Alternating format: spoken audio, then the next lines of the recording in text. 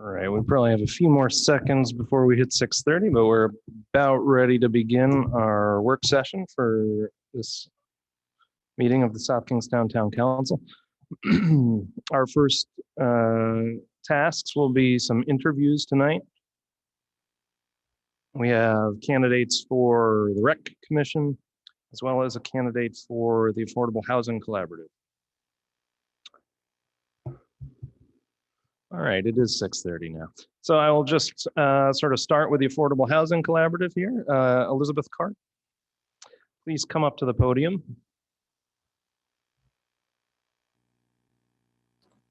And I want to thank you first off for your interest in volunteering for the town and joining the Affordable Housing Collaborative. A lot of great work has been coming out of that particular committee, and we'd love to see that continue, of course. So tell us what brought you to throw your hat in the ring. Is this on? Is the mic on? It sounds a little soft. Can you hear me? Oh, there we go. I attended the Zoom roundtable discussion on affordable housing that was held the end of May. And at the end of that, I was speaking to several other people who had attended with me. And we were chatting and we say, well, you know, that's a terrible situation. We can all just say, gee, that's too bad, and walk away and get on with our lives and forget about it. Or we can say, this is really a terrible situation for those people who are in the middle of it, and we can do something about it. I'm relatively new to the town. I've been here about 7 years, which I understand is still a newbie. But I called Jen Kruger from the Johnny Cake Center. She was one of the speakers, and I talked to her at length, and I said, you know, what can I do?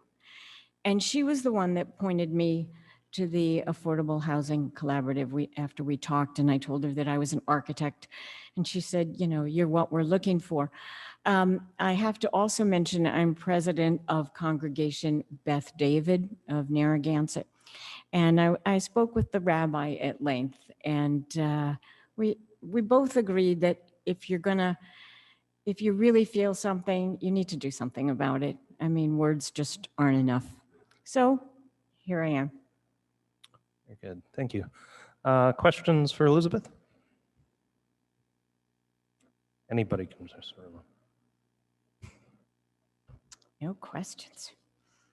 I just have a question. Yes.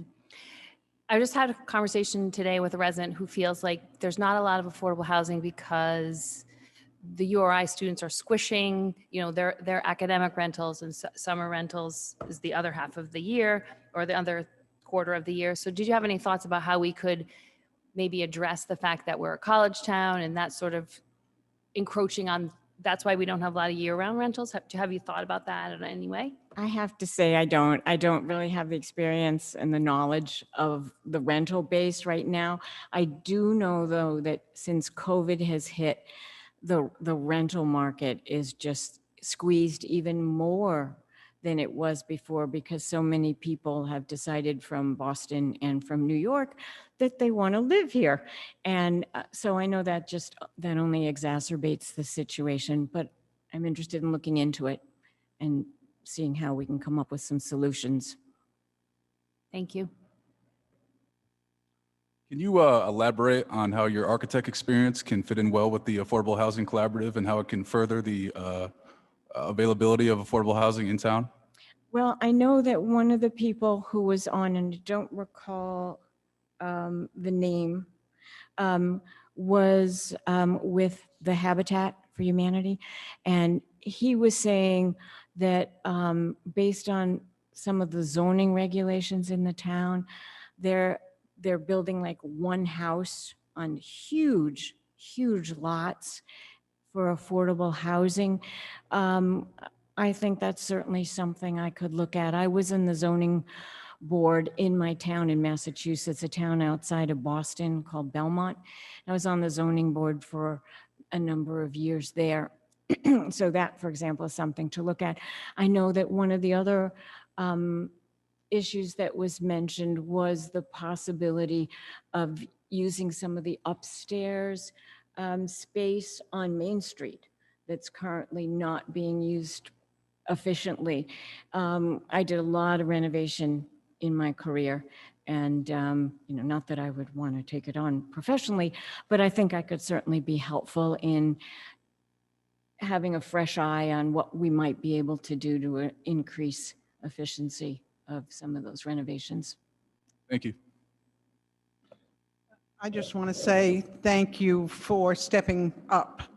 It is because of folks like you that we will attempt to solve this problem. So someone with your experience, I think is very, very, very valuable to all of us. Thank you. Thank you. Any other questions? We're all set? Okay. Very good, thank you. All right, that brings us to our candidates for the Recreation Commission. Let's start with somebody who just wants to join. Sean Johnson.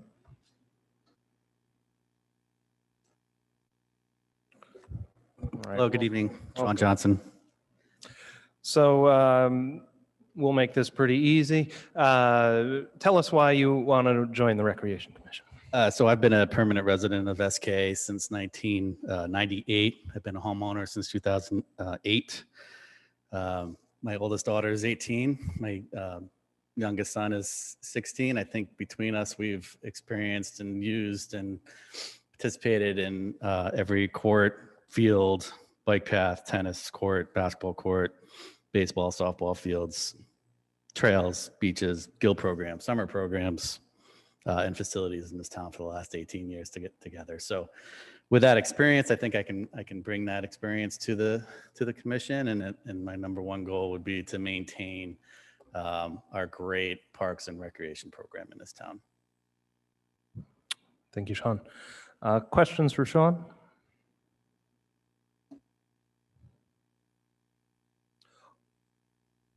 Seeing none popping up, do you have experience serving on boards or commission? It doesn't have to be, of course, a town board, but any type of nonprofit, something like that. So my not on commissions or boards for nonprofits, but my career is in compliance and ethics. I have 8 years of Blue Cross Blue Shield of Rhode Island. I'm also newly just joined a company called Virgin Pulse in compliance and ethics. That has a lot to do with governance and oversight. So I'm familiar with that sort of role and the importance of that, certainly in the business arena, but I can see how that would be important and then serving in the community as well. So.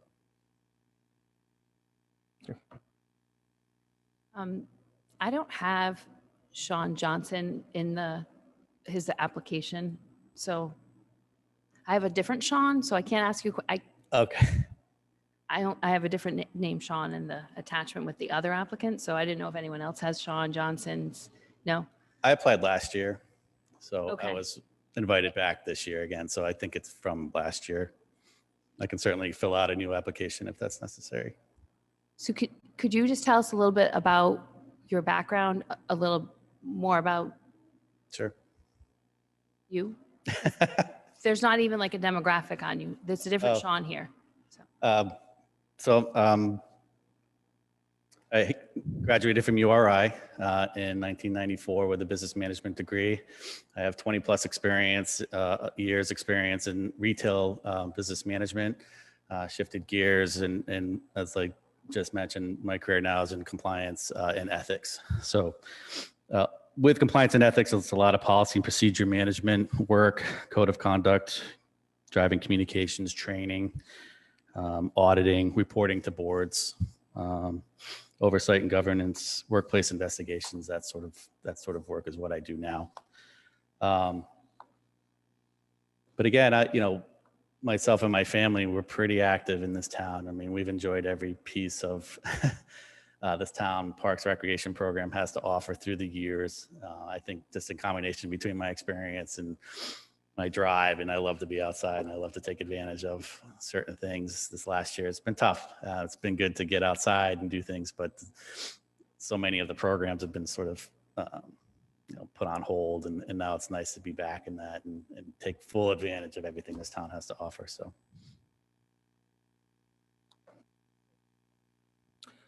Other questions?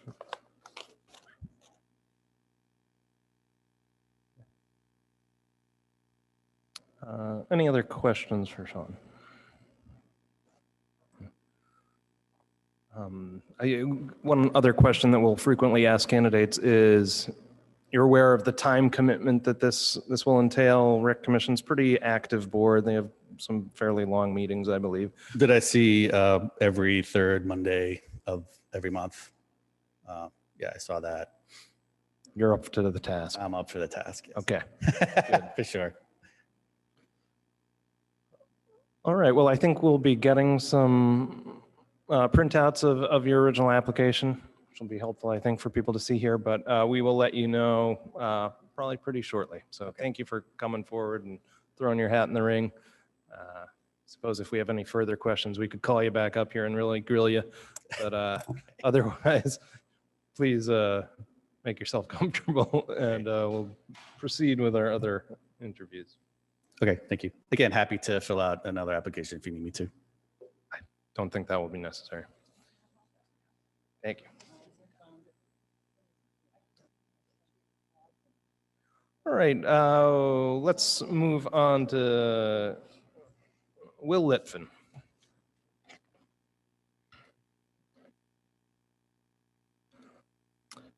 How's it going, Will?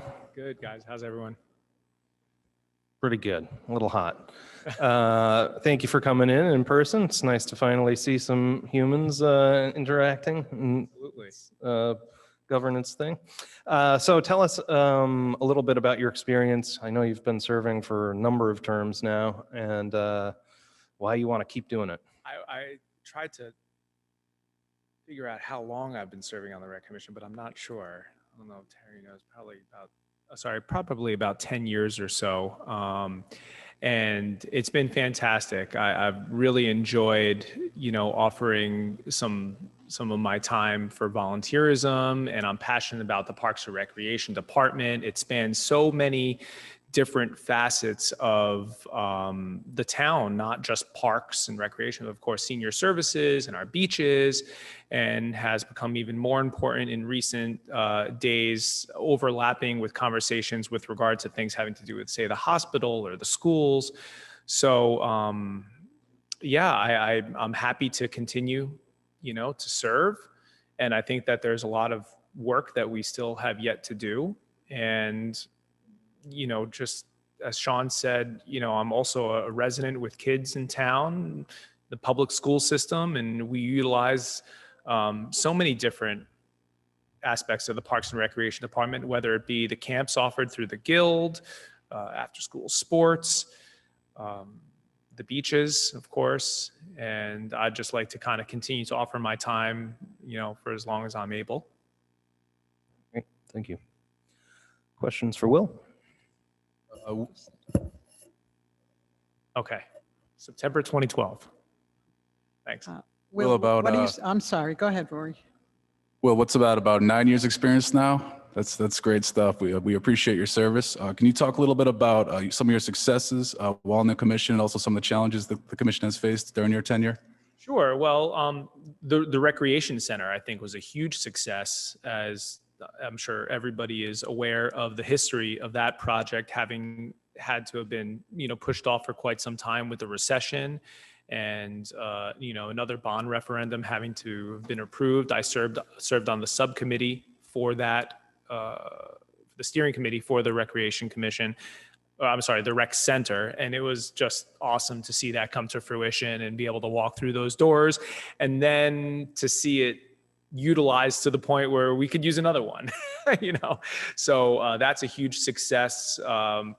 As far as other improvements to our parks, we saw a lot of improvements to the beach area, South Kingstown Town Beach, Old Mountain Field, the skate park, working with special interest subcommittees, whether it's the dog park group or the skate park advisory board, really allowing the residents to form their own special interest groups to work within the Parks and Recreation Department to see, their interests come to fruition, has also been great.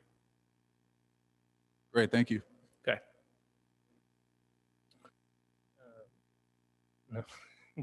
Rory covered mine, thanks. Good. All right, any other questions for Will? All right, very good. Thank you. And we also have John Biafori.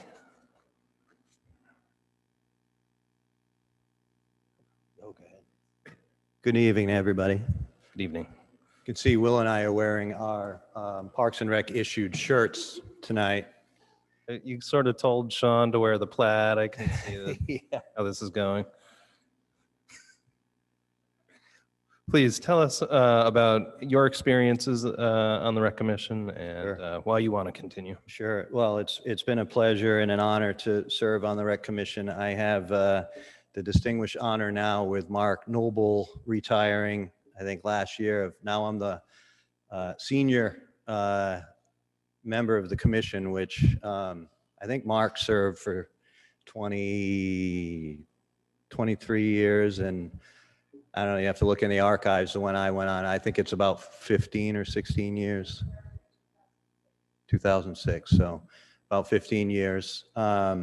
And it's been great. It's a great committee to be involved with. Like the other two gentlemen said, you know, raise a family in town and involved in a lot of the recreation, you know, started out at the beach when the kids were little and that sort of thing. And then I've had kids play sports and, you know, enjoyed the fields, and myself, very enthusiastic disc golf player. Not very good, but it gets me outside walking around in that beautiful park.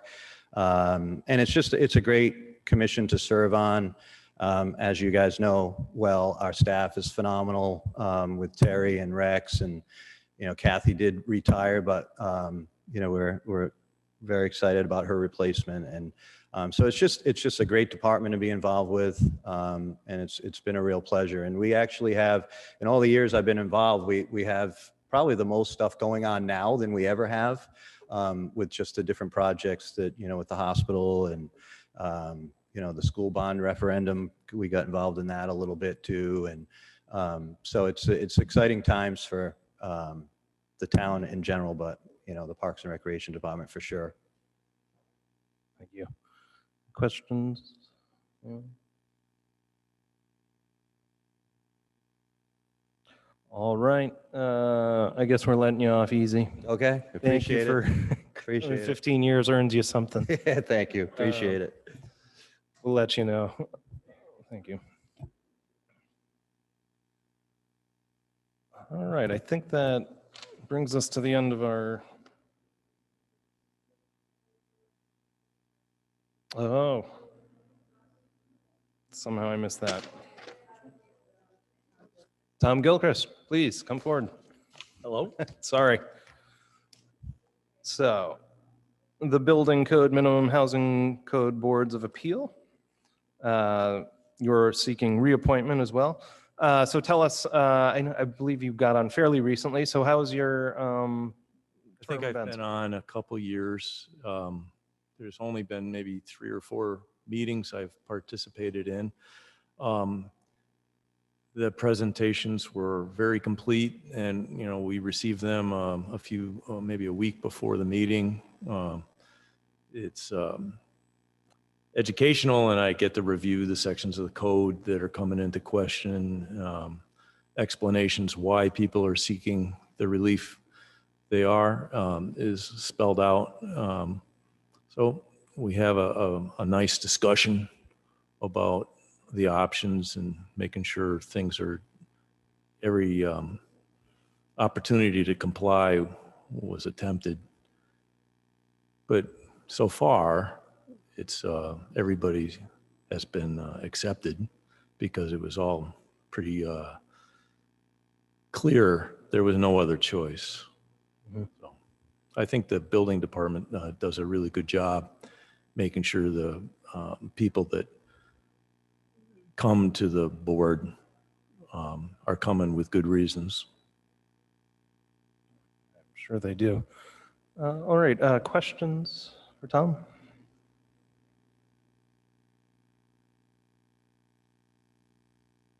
All right, seeing none. Thank you for the time you've put in. Thank you for being willing to continue. We'll let you know. Thank you.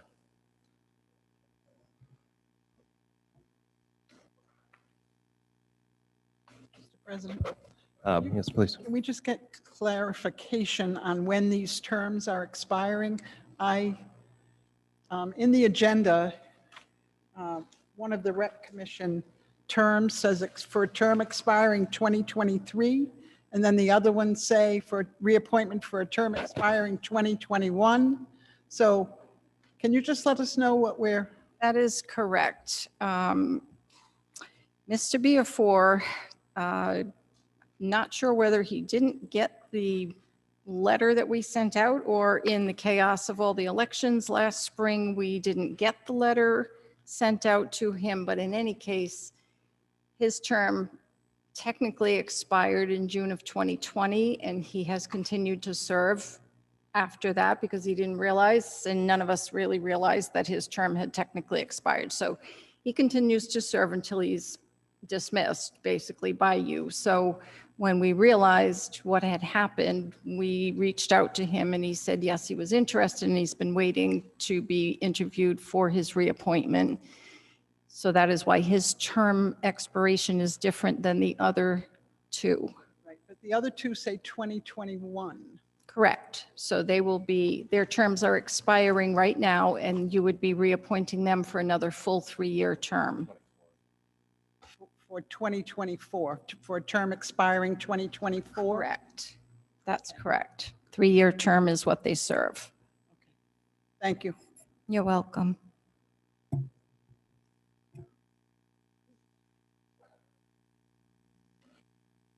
All right, looks like we wrote this agenda so that we can go right into the regular work session and discuss the agenda. Terry, I will let you take that away. Thank you all for coming. If you don't want to stick around, I understand.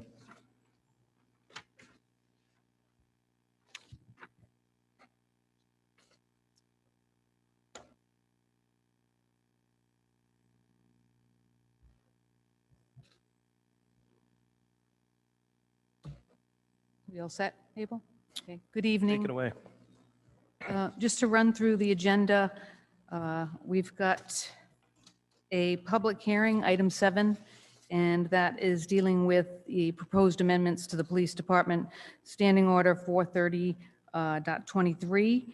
And we do have Chief Ewing Chow with us this evening. If you'd like to have a brief explanation of that now. Chief, if you wouldn't mind.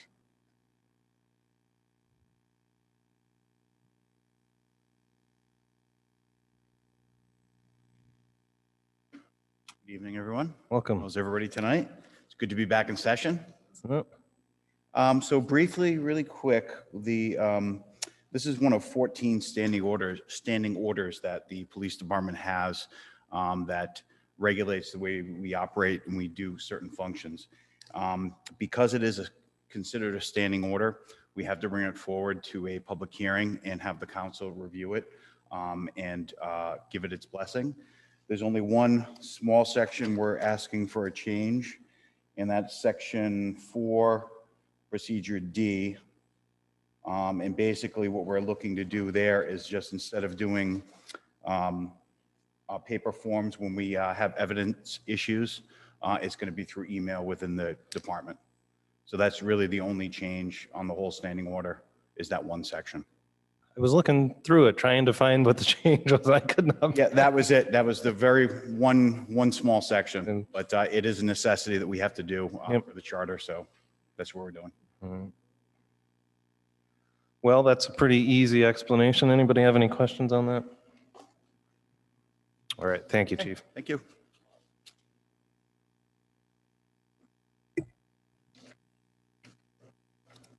So we have a couple of communications. Communication item D, which is an email from Ken Burke, who is the chair of the BPAC committee, and requesting that the council and staff continue to advance their master planning work that the BPAC committee has been involved with since 2017. You did also receive a related memorandum from the town engineer, Rich Bourbonnais, to explain where the BPAC committee is in terms of their charge. And Rich and I also had a brief conversation with the co-chairs of the committee this morning to talk about that. And I believe Mr. Burke will be in attendance tonight. But essentially, the conversation really surrounded the idea that the BPAC committee has really met their charge in terms of putting forth a master plan and also recommendations for staff to review and advance through the town public services division and also the state transportation improvement program. So we discussed the idea of perhaps changing the charge of the committee so that they could continue to serve. One of the items where I think they're interested in really focusing on is public outreach and awareness, and also being kept apprised of the developments within the town in terms of how the staff would move forward their proposed master plan projects and initiatives. I think Ken probably will explain a little bit of that tonight as well, but that's that communication. We also have a communication from School Committee Chair Paula Whitford advising of Emily Comiskey's resignation. I believe that is under appointments in terms of discussion that the council will take that up. And I do understand that the School Committee Chair and Vice Chair will be present this evening.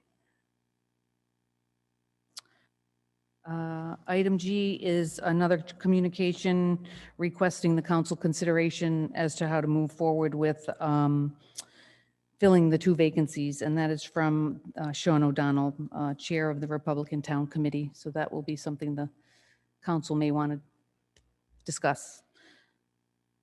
And then we have item H, which is a communication from Councilwoman Rose, and that is proposing the adoption of a resolution to recognize or designate Juneteenth, National Independence Day, as a holiday for town employees.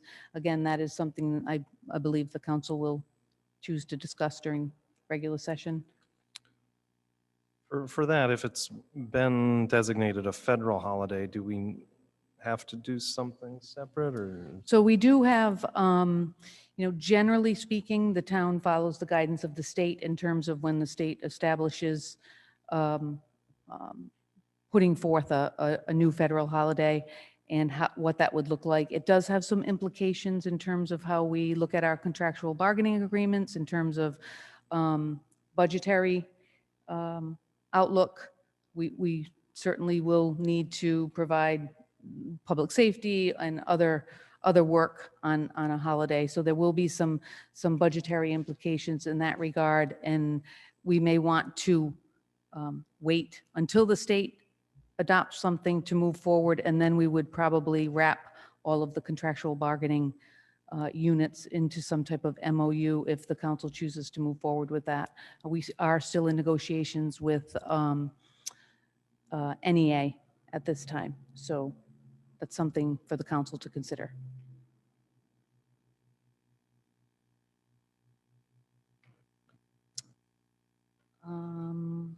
Appointments, so you will, I'm assuming, be discussing school committee appointments there.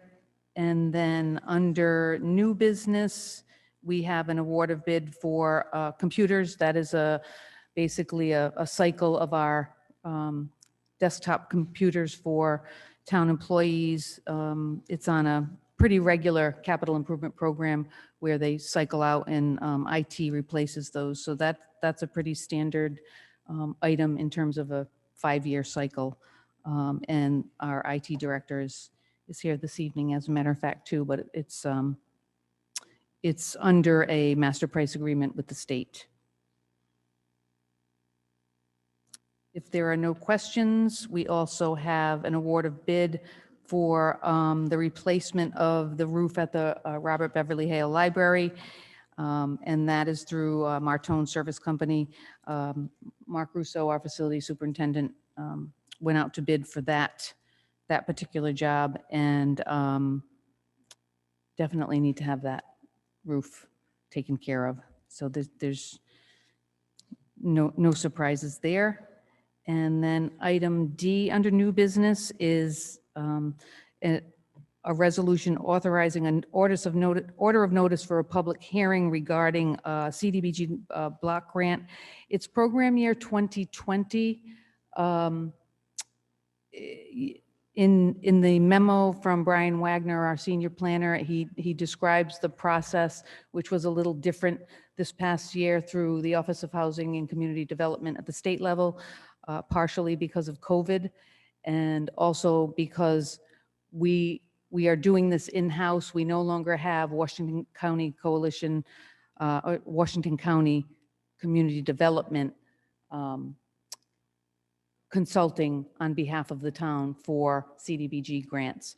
So what that means is we are on a second public hearing for the purchase of the Welcome House by WARM, which is Westerly Area Rest Meals, in order to continue that operation of that facility with the same mission in mind. And they're seeking community development funding in order to offset the cost of that purchase. So they're looking for, the program requirements require that there's a public hearing at the town council level for that particular application. All right. Any questions on that? I do have a question on that, but I think we're almost out of time. So do you want me to ask Oh, it no, now? we have till 7:30. So. Oh, 7:30. Okay. So I guess I read the words public hearing and I'm thinking that's something that the town council does. And so I didn't recall even talking about the public hearing for this. So then I read further, the planning board held it. How did that happen? Like, did I miss the memo? No, you did not miss a memo. I actually have, I think Brian Wagner is in attendance via Zoom. So if we could pull Brian in, he'll give you the background on the public hearing. It was held through the planning department. He's been in touch with the Office of Housing and Community Development at the state level with regard to this to make sure that it meets the letter of the law in terms of the federal requirements for moving forward with this. So if Susan, oh, here's Brian. Okay, here's our first test of our Zoom attendee. Oh, you can bring Jamie in as well. Yes, Jamie Rabbit, Planning Director. All right, Brian, can you hear us? Yes, I can. Can you hear me? Yes. Speak. Good. Try to speak up. It's a little soft. Okay, I think I can adjust my, let me just check my mic settings. That's better now. Maybe we're changing it on our end. I'm not sure. All right. Okay, unless there's a specific question, I'm glad to just do sort of a quick introduction. Is that the way we should go? That sounds good. Yeah, so it's been a very mixed up year when it comes to CDBG. Normally the state issues a schedule, an application schedule for their program year, which runs July to June.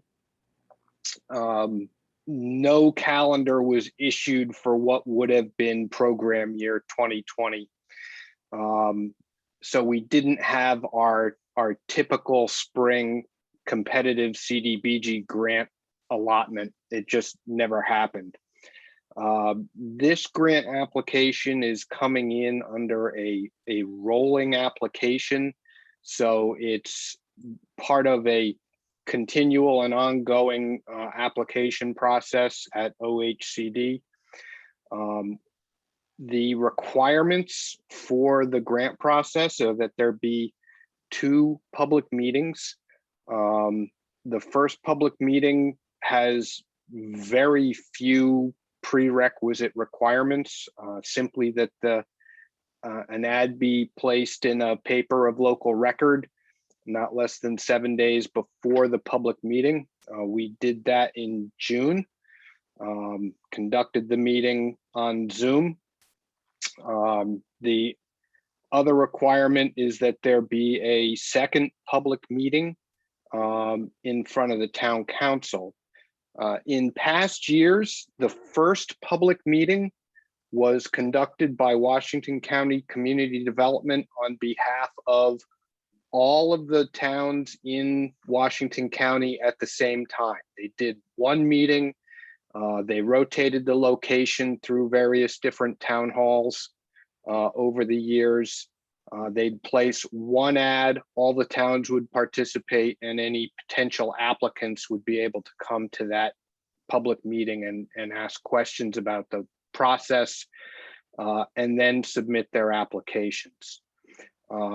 Just so you're clear, the first public meeting is not a public meeting about a particular grant application. It's merely an announcement to the community that the town plans to submit an application to the Office of Housing and Community Development. Now, that's really critical when it comes to the competitive grant cycle, where you have usually a bunch of applications coming in competing for a limited number of dollars. Like I said before, we didn't have that this year. And this application is part of going into a rolling process. So the fact that this has happened is not precluding anybody else with potential rolling grant applications from participating by filing their own application. How we're going to deal with that within the planning department is a completely different question.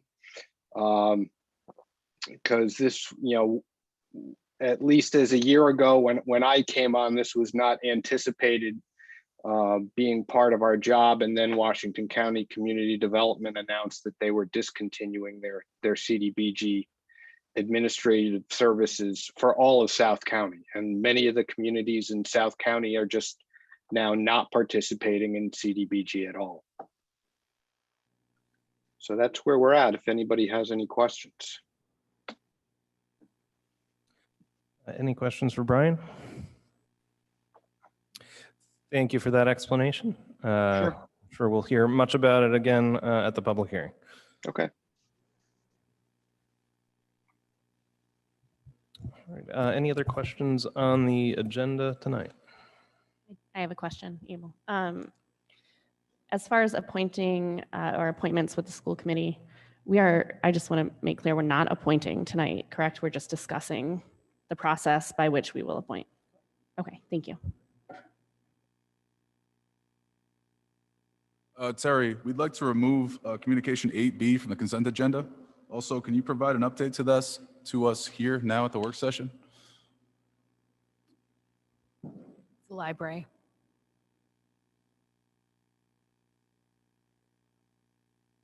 Uh, 8B. 8B.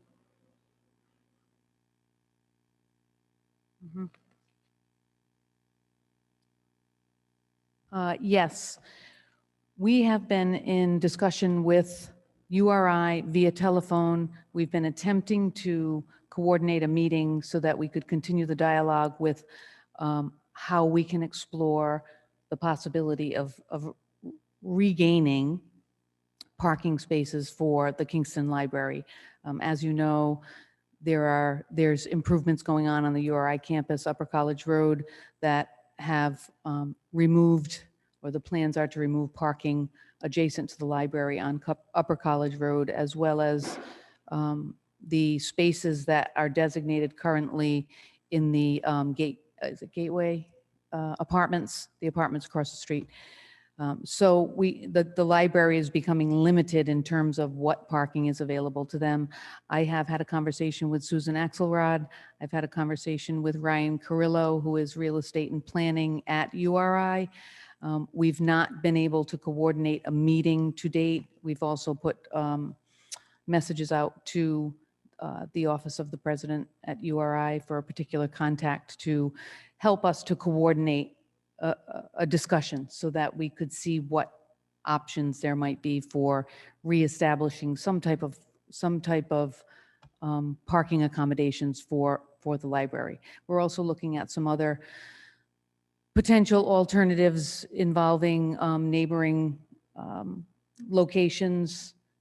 We realize that the property that is directly behind the library is a complicated real estate issue, and that is not a short-term solution, but it's also not something that we'll dismiss. We'll continue to explore that. But until we can sit down and have a conversation with the university about what they may be able to offer, I don't have any other update beyond that. I have particular concern in investing in continuing operations in a library for which there will be no library parking. So I think it's of our great importance, our urgency should be had in this matter to make sure that we can, do whatever we can. I understand it's complicated, it's difficult, and URI hopefully can, give a little bit. But, I urge you and your team to just kind of work whatever you can with them to make sure this happens. The last thing we'd like to see is, that library get less and less use over time. We will continue to try to get this on the docket as soon as we can. So the parking on 138 right in front of the library, that I think people could use, but there's not enough turnover because if a student parks there, they could park there all day long while they're at class.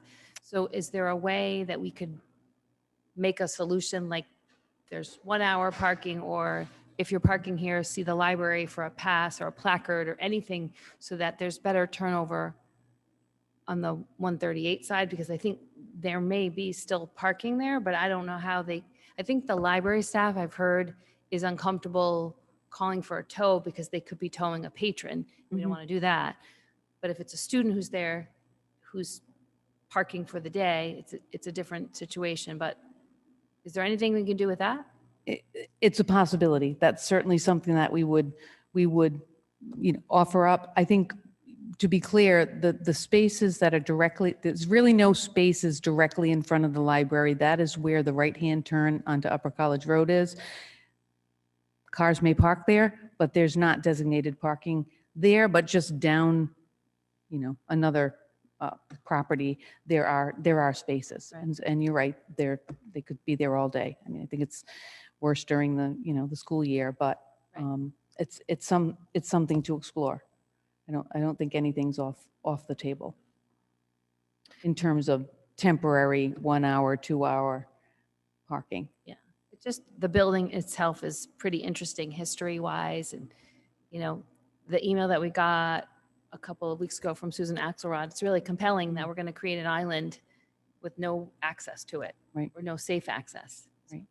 Thank you. Yes.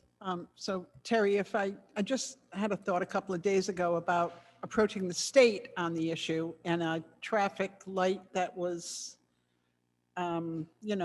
activated by hand. Someone wanted to cross from Kingston Church, from the church there, a crosswalk, hit the light, would be a permanent solution, right? We have safe access across a crosswalk with a traffic light, that was. My understanding is that I think it's phase 2 of 138. That project incorporates a crosswalk and a light from the Congregational Church, which would be, that's right, that would be a huge help, although we don't know when. Again, that's another project that, and John Schock could speak to it better than I can in terms of the time frame, but that's been in the pipeline for many years, and it's not a short-term solution. And people can park in the Congregational Church, but there's not that crosswalk that enables them to stop all traffic from Upper College There is and on some 138. access issues. There are some stairs there that are. Correct. So I don't know, seems like another path we could. It absolutely is, and it's on the radar in terms of public services and dealing with DOT and that plan. It's just a matter of when that plan is truly going to come to fruition. Can you put flags like they have on Main Street so that people can walk across? I mean, is there anything that we can do to make it a little safer if someone's crossing? Those orange flags? I would be, 138 is a bit different than Main Street and, Kingstown Road near the Peacedale Library. That I'm not saying we couldn't, but we could explore it and see whether or not it would be a safety issue, whether there's enough, awareness of the drivers to really notice someone with an orange flag. I just think it's I feel like residents aren't going to realize what's missing until it's all gone and there's no recovery of the library spaces. So that's why I think everyone's sort of in agreement that we urgently try to come I to a understand. better solution than nothing, because Yep. that's all.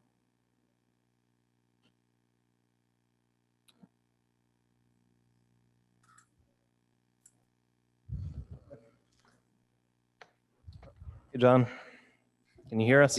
Yep, I can maybe try to help out a little bit. So we did have a meeting, virtual meeting with RIDOT not long ago about, it's actually contract one of Route 138, which runs from Route 108 to the Amtrak Bridge. We did get a congressional earmark many years ago from the late Senator Chafee, and RIDOT has confirmed that those funds are still available. However, the cost of the project has grown due to inflation. So we're urgently trying to press RIDOT to get contract one started. That's obviously not going to help us in the near term, but contract one does include, the problem we have with that crosswalk that exists today is when you cross from Upper College to the south side of 138, there are those granite steps in front of the Congregational Church. Those are actually in the state right of way. I believe there's no handrail there, but the new design for contract one includes a ramp that's going to be constructed behind a wall to make it ADA compliant. So if people do use that crosswalk, they're going to be able to safely get from the road elevation grade up to the sidewalk elevation grade by the Kingston Church. But again, that's not happening in a very near term. RIDOT would have to finish the design for that project, secure regulatory environmental permits, and get out to bid. I mean, we're still looking probably at least 2 years. But that's the crosswalk as presently designed in contract one of the 138 Route 138 reconstruction specific documents. Any questions for John? Can you talk a little bit about the process of reclassifying parking? I think we were just discussing that the parking on 138 doesn't have a time limit at this point. I know we have to go through a public hearing process if we wanted to change that, but you So remind us. typically, we typically reach out to the State Traffic Commission first. It has to also be approved by the State Traffic Commission. And then if they agree, then we have to amend our local ordinance to comport with whatever, the state would agree to. I mean, that's something that we can reach out to the state if that's the council's desire to try to amend the parking regulations in proximity to the library. All right, thank you.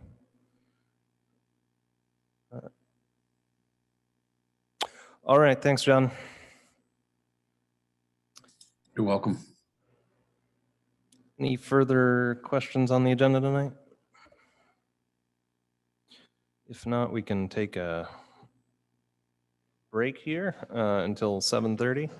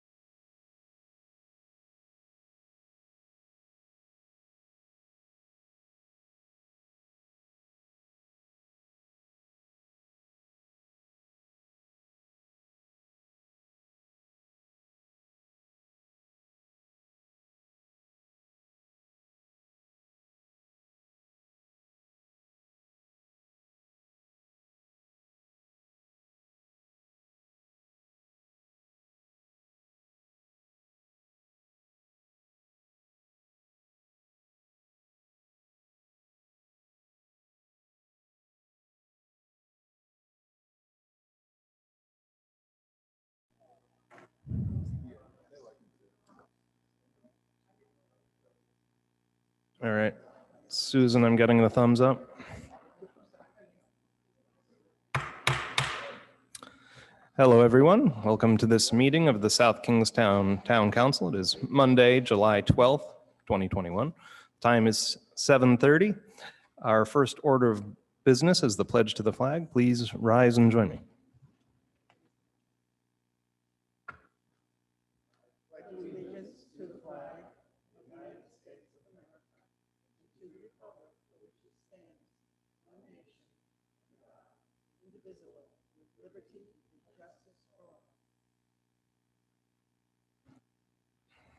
Thank you all.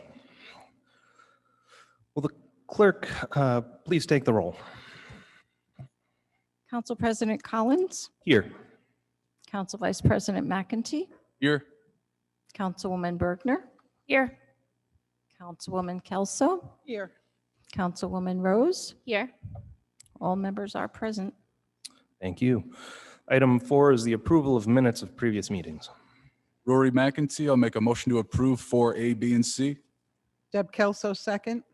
Okay, we have a motion by Rory, second by Deb. Any conversation? Anyone opposed? Well, yeah, anyone opposed? And that motion carries unanimously. It's different now that we're in person, these whole voting procedures, isn't it? All right. Item 5 is the consent agenda. Rory McEntee, I'll make a motion to remove 8B from the consent agenda. Deb Bergner, I'll second. We have a motion by Rory, second by Deb, to remove 8B from the consent agenda. Do I hear any discussion? Anyone opposed? All right, that motion carries unanimously. And what about the rest of the consent agenda? Rory McEntee, I'll make a motion to approve the consent agenda. Deb Kelso, second. All right, we have a motion by Rory, second by Councilwoman Kelso. Any discussion? Anyone opposed? Very good. That motion carries unanimously. That brings us to our public hearing. Public hearing 7A is to consider proposed amendments to the Police Department Standing Order 430.23, evidence/property collection and preservation, as shown on Exhibit 1 of the agenda. Welcome, Chief. Good evening, everyone. Thank you. Very briefly, this is one of 14 standing orders that assist with the operations of our police department. This particular standing order, we're looking for one change in one particular section. And in a nutshell, when we have deficiencies in evidence that an officer turns in evidence that needs to be corrected, we used to use a paper form. Now we're just asking to use an email, interdepartmental email, makes it much easier and less paper. That's the only change in this ordinance, is just utilization of the email. Thank you, Chief. Any questions for the Chief? All right. This being a public hearing, we'll open up the floor to any public comments just on this particular agenda item. All right. Seeing none, do I hear a motion to close the public hearing? Deb Kelso, motion to close public hearing. Jess Rose, second. We have a motion by Councilwoman Kelso, second by Councilwoman Rose. Any discussion? Anyone opposed? All right, that motion carries unanimously. And do I hear a motion on 7A? Motion to approve item 7A. Second. Motion by Councilwoman Kelso, second by Councilman McEntee. Any discussion? Anyone opposed? All right, that motion carries unanimously. And that brings us quickly to 8B, an email dated June 28th, 2021 from Susan Axelrod, President of the Kingston Improvement Association, concerning the reconfiguration of Upper College Road and its effect on parking at the Kingston Free Library. This is an item that's come to our attention recently. Construction has been begun, which is removing 3 parking spots. Terry, do you want to sort of tell us the current state of play? Certainly.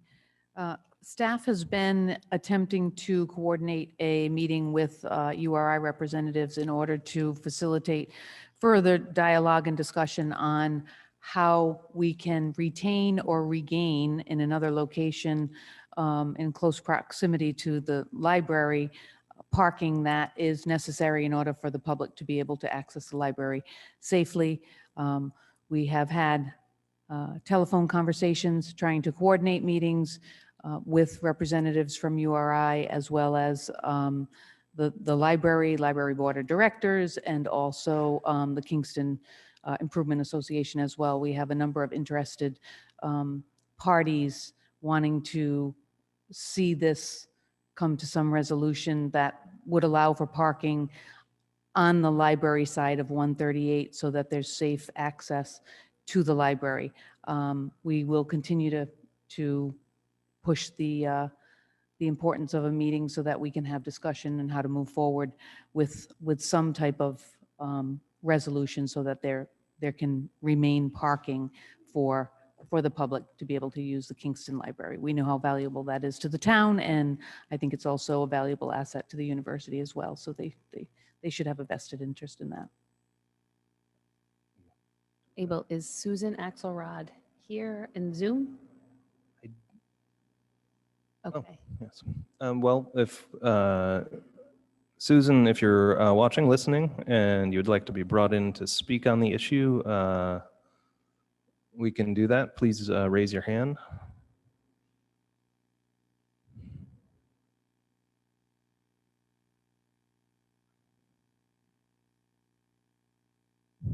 She may not have been expecting to. Okay.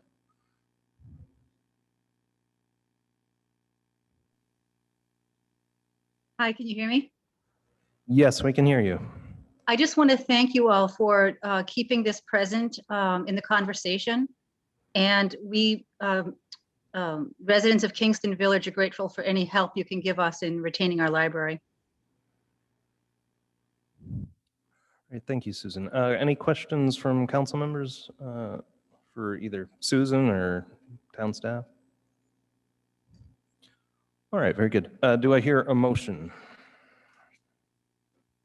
I'll make a motion to direct the town manager to continue negotiations with UR leaders to ensure that parking provided by Kingston Library or an alternative can be had so that utilization of the library can continue and expand. Second. We have a motion, we have a second. Any discussion? Is there anyone opposed? Very good. That motion carries unanimously. Thank you. Thank you, Susan. 8D is an email dated July 1st, 2021 from Ken Burke, Chair of the Bicycle Pedestrian Advisory Committee, concerning their master plan priorities. We've received that. Is Kenny in the Zoom audience by any chance?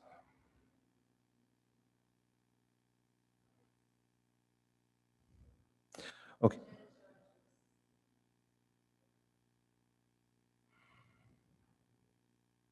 She's a co-chair of the BPAC. Oh, well, if Jen, if you're listening out there, if you'd like to speak on this matter, you can raise your hand.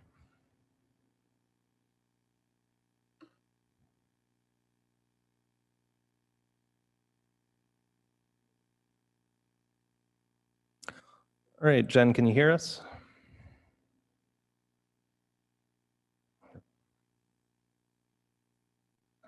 Be sure to unmute yourself. We unfortunately cannot see you, Jen. There we go. Hey. Can you hear us, Jen? Yep. Can you hear me? Yes. Good evening, and thank you. So tell us about, what you'd like to request that we do with the master plan that you've been working on so diligently. Well, basically, we have provided several recommendations, and we look to the council's guidance in terms of moving forward and coordinating with staff and next steps. And we just really are grateful for the opportunity for you to be taking this to the next level in our charge, and we appreciate your time with that matter. Thank you, Jen. Just a question from my perspective. Is there something, immediate that we need to do in terms of taking action for the State Transportation Improvement Program submission for the town? Well, part of the 3 or 4 recommendations that we had that were at the top of our priority list were the Kingstown Road corridor. And that basically ran from Route 138 all the way down to perhaps Old Mountain Field. And as shown by or provided by recommendations by Chelsea back in 2017, it was at least to the footbridge at Palisades Mills for consideration. So to revisit that would be wonderful. There are a lot of great opportunities along that way, everything from Meadowbrook Apartments to Curtis Corner, all the way down to Peacedale, the Village Green, the library, etc. But also considering that Old Mountain Field and the connection to the South County Commons now in terms of a bike trail that also leads into Broad Rock Middle School and the YMCA is also a consideration that would be great if it was considered as well. But also the Complete Streets Ordinance is at the top of our list also. I think that would be, but that's an aside from the step. My apologies, Abel, I digress. Get off topic there. But I think Kingstown Road would be a great, a request from the BPAC to the state for projects moving ahead. All right, thank you, Jen. Thanks. Any other questions? Anybody? All right, well, thank you, Jen, and we will keep working on it. Great, thank you, Abel. Abel, I don't have a question, more of a comment for a discussion. In the email, the request is to hold a meeting with them on July 12th.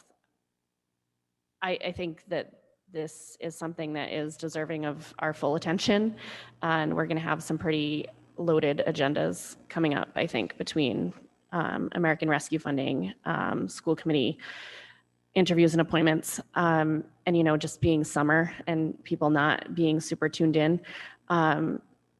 So I'm wondering if there would be a benefit to pushing this off a little bit so that people are more engaged and can participate in this discussion. Not far. I'm thinking, September latest. I mean, I think probably fall time is a good time because we'll be getting geared up for the capital improvement program, which is where we really start to put dollar figures on some of these projects. I think that the transportation improvement program submission is before that. Do you know what the timing is of that, Terry? I would have to ask John to confirm that, but I believe they're receiving input and comments from municipalities this month. And the DPS and Rich Bourbonnais is the staff liaison to BPAC. They have continued to meet, and I believe they have a meeting on Thursday. So that shouldn't preclude the town from being able to move forward and convey priorities if staff is in agreement to the state. So I think the period for comment closed, the link's closed off when you click on the link in the email from Kenny Burke. So I think we've I would have to ask John Yeah. Schock. I'm not sure if that is the final or if that's just the public. But I agree with Councilwoman Rose. I think we have a lot in the next 6 to 8 weeks, probably more than we realize. And I definitely think that maybe September is a better time that we can focus and give the BPAC, I almost said BPAC commission it deserves. Yeah, Terry, is it possible to bring John in just to talk about sort of the timeline for the TIP process? Actually, we have Jamie Rabbit from planning who also deals with the Transportation Improvement Program. Actually, they're the lead on it. And we can pull him in now if that's amenable to the council. As I recall, part of this is we actually have to have a public hearing in order to have our submission. So that must be coming up sometime soon.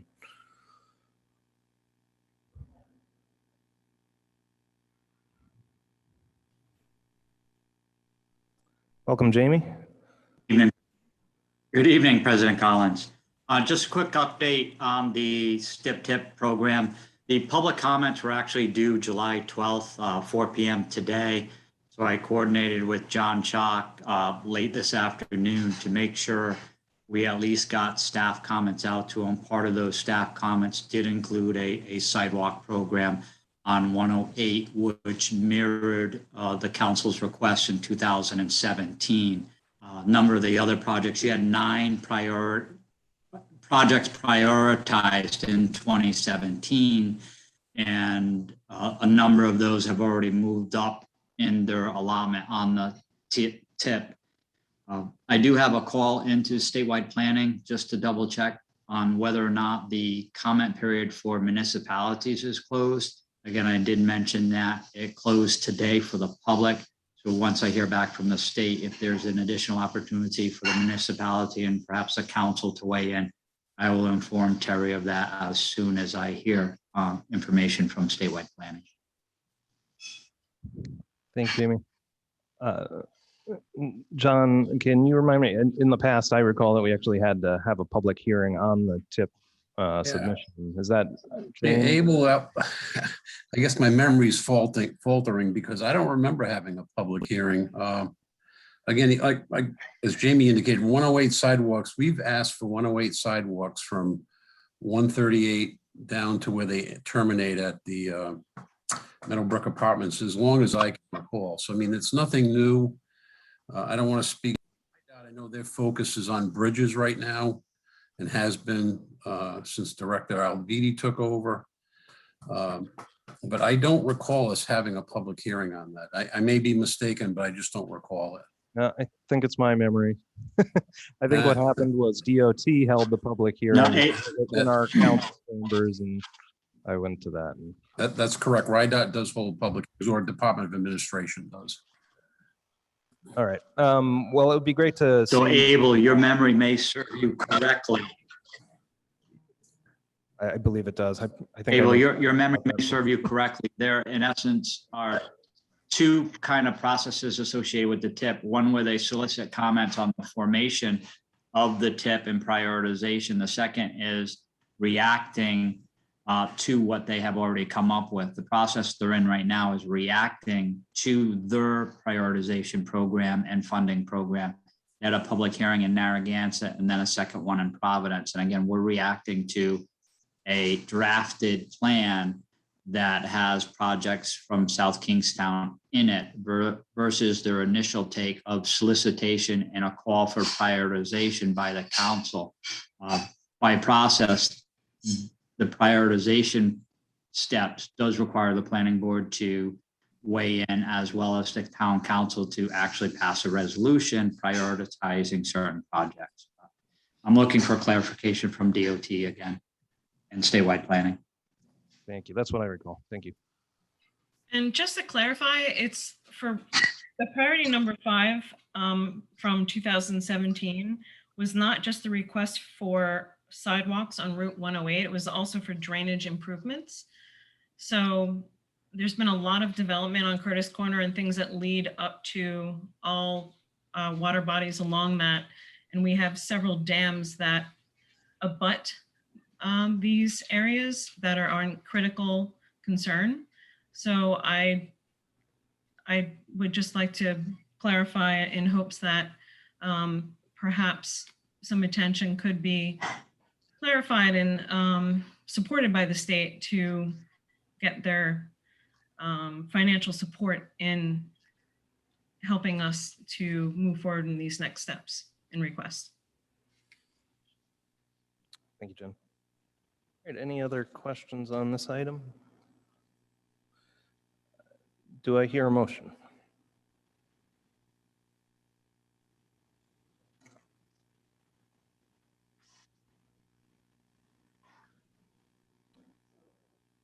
There's 2 meetings in September, the 13th and the 27th.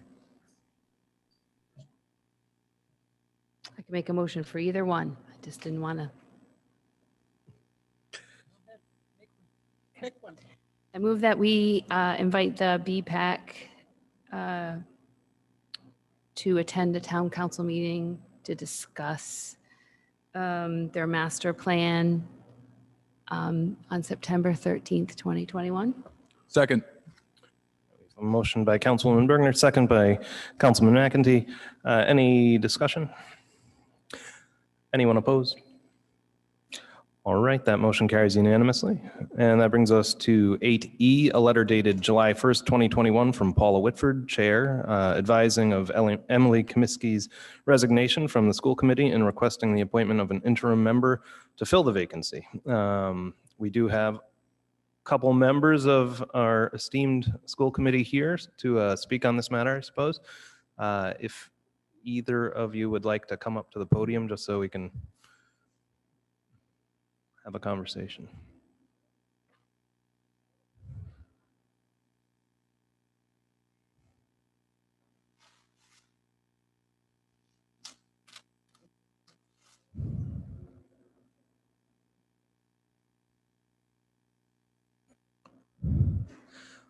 Welcome, Michelle. Thank you. So we have a couple positions to fill. I think we wanted to do it a little bit differently this time in that, you know, before we really didn't get a lot of input from the school committee when we were looking to fill open positions, but we thought it would be nice to involve you in the conversation. So I'll open up the floor. Michelle, if you want to sort of just give. So I'd like to first make a comment, and then I'd be more than happy to answer any questions you might have. And I might draft my chair here behind me. I'm giving her a fair warning. So I've been, as most of the community members know, I've been on the school committee the longest.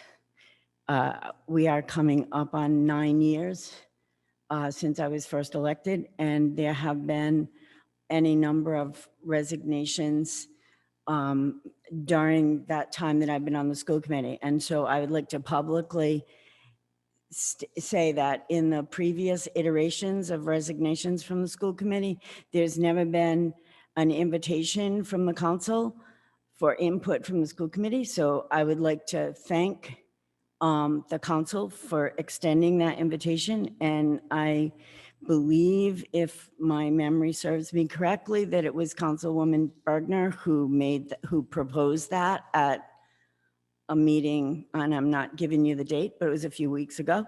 So I would like to thank you for involving us, because we need people coming to, we have 2 positions open. Those positions, those appointments, will go until the election of 2022. The 2 people that resigned, that was when their term would be up.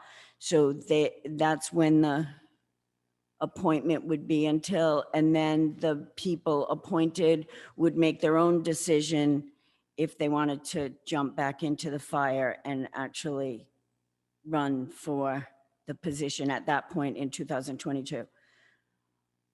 Ms. Whitford and I have had numerous conversations with regard to this, and we are looking for new members who want to help us to move the school committee and the school department forward.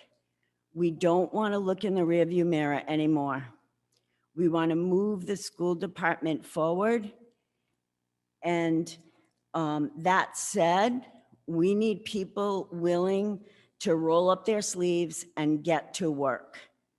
I had a conversation with someone today, and I said, the things that are coming at, I was only elected vice chair, and Ms. Whitford was elected chair on June 8th. That was 5 weeks ago. The stuff that's coming at us from all directions. I haven't conferred with Ms. Whitford on this, but it has me not sleeping. We need people that are willing to get in, roll up their sleeves, and get to work. We need people that are willing to learn how to correctly and legally serve on a school committee and learn the correct way to do the job. In my opinion, and I have talked with Ms. Whitford a little bit about this, I think everybody in this room, not just the council, but anybody sitting here and anybody watching at home is well aware of the divide in this community, which breaks my heart. And I think we need people who come to the school committee who don't bring baggage with them. People that were not heavily on the close Wakefield School versus keep Wakefield School open. People that were not heavily on the pass the bond, don't pass the bond. We need people that are going to learn the job from the ground up, not bring the extra baggage with them. All of that said, I have been working since the fall of 2019, trying to get a school committee retreat in place. That has not happened. It has been promised to me and it has not happened. Now it's happening. We are having an all-day retreat on, I believe it's a Monday. Somebody help me. Oh, is it a Monday? I know it's July 26th and it's a Monday. I've asked our acting superintendent to plan, and our legal team to plan a little mini school committee 101 for the morning of that retreat, where new school committee members and sitting school committee members, I've attended school committee 101 about 8 times. Other members have attended multiple times. Ms. Fish and Ms. Whitford and Ms. Boyd were only elected in November, and they have only had that opportunity to attend once. I've attended, like I said, probably 8 times. I always learn something new, but we've asked for that, especially for the fact that our school committee majority is made up of relatively new members, and also 2 members that will be appointed by the council will be really brand new. And so I don't think we're going to actually be able to appoint new members by. Okay, so that was the second part of my, I wanted to explain to you what we were doing on that day. So I knew that what I had been told was that there was a plan to appoint members on that evening, the 26th. So if the council is not able to have any kind of special meeting in between then, and you people know your schedule, I can just about keep my school committee schedule and my teaching schedule straight. So if that's the case, then I would like to publicly here say that anyone who is interested in putting their name forward as a possible candidate for school committee would be invited to that session. We are going to have a roundtable discussion with our administrative staff in the afternoon, and we are going to spend some time in strategic planning and goal setting for the school committee and the district also that day. So all of that said, if you have any questions for me, let me know. Thank you. I mean, I think that's an excellent suggestion. If we don't schedule a special meeting to make appointments, to have the people who apply attend that meeting if they can, obviously. But I think that that'll give you a chance to see some of the people who are interested in joining you. And maybe you can even come to our meeting later in the evening and give your feedback on the events of the day. Questions for Michelle? Councilwoman Bergner. Thank you, Ms. Rousseau. First of all, thank you for coming post-surgery. I know you have back surgery, and it's a heroic effort just to see you up and moving. But I wanted to ask about the retreat. Can any member of the community attend the retreat, or is it just? Nope, the retreat is a public meeting. Okay. And so in the past, and like I said, we haven't had one in the last couple of years, but in the past, especially in an election year, so we would do it differently in an election year and in a non-election year. And so there would be a table, there has been in the past, there'd be a table set up for the school committee, and there would be a table set up for the press if they decided to come, and then an area for the community, for the public to come. And in the past, people have come in and out. Not everybody can say on a Monday in July that they can give up the whole day. And so that it will be advertised as a public meeting. And in the past, we've had on an election year, because in the summer prior to the election, all the candidates running for school committee have been invited. And there was an area set up for candidates. There was one case that only one candidate showed up, and that person was given a seat at the table. Thank you. So my next question, I don't know what the process will be like, but I would like I sort of envision you helping either listen to the interviews or ask questions alongside us.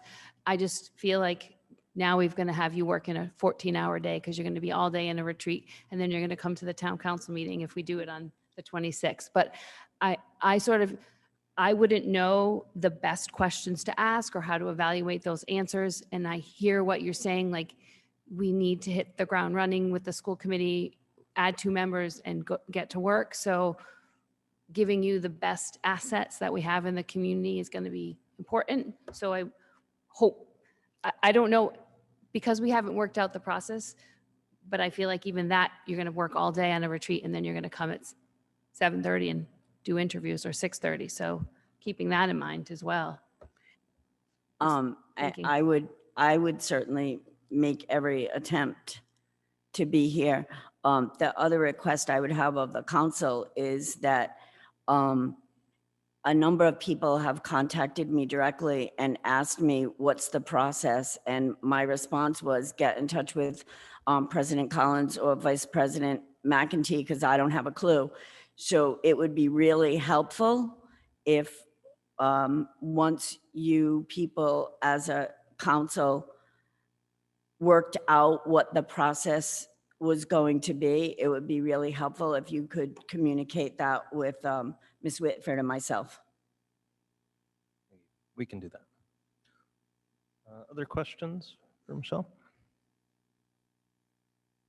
I just have a question for Mike. Mike, we have a communication from the school committee regarding Emily Comiskey's resignation, but nothing regarding Sarah Markey's. So how?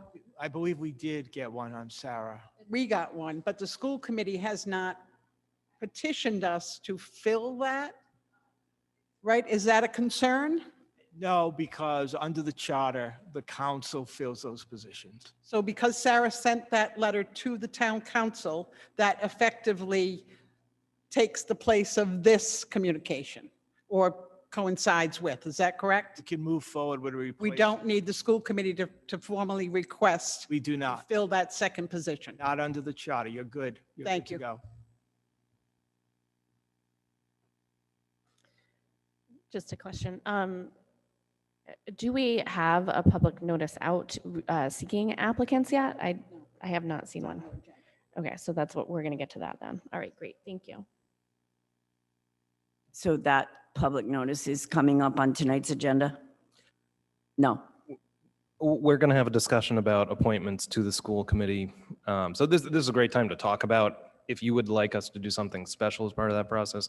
Typically, filling, this vacancy has been like filling every other vacancy on town boards and commissions, which is, we go out there, we advertise the open position, people fill out the boards and commissions vacancy application form that's available on the website for the town, or you can come into town hall and get a printout of that application, fill it out, return it to the clerk's office.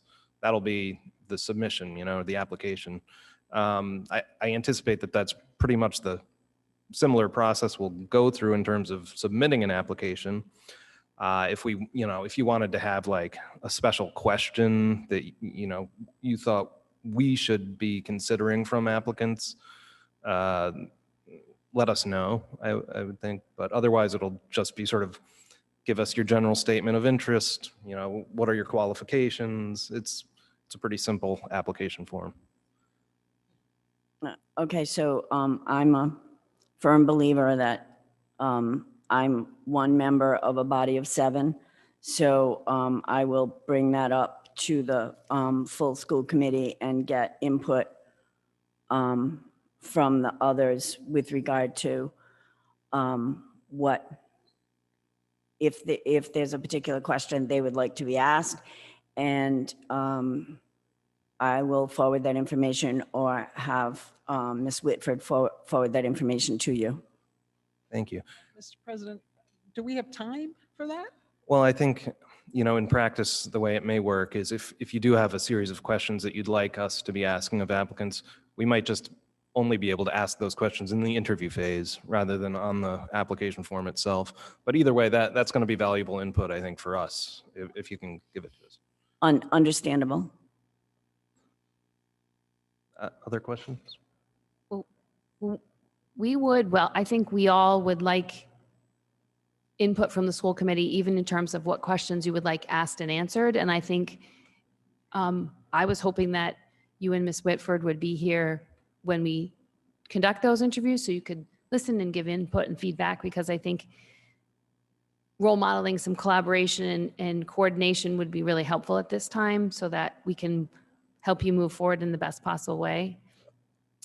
I don't know about your meeting tomorrow. You might not be able to brainstorm a list of questions. Maybe it's just something that the 5 of you just email to the town council a potential list of questions rather than vetting them all and coming up with 3 or 5 or whatever you came up with. Yes. You know what I'm saying? I do. I think that's because I think it sounds like we're heading towards interviewing on the 26th, even though we haven't really talked about it. It sounds like from this.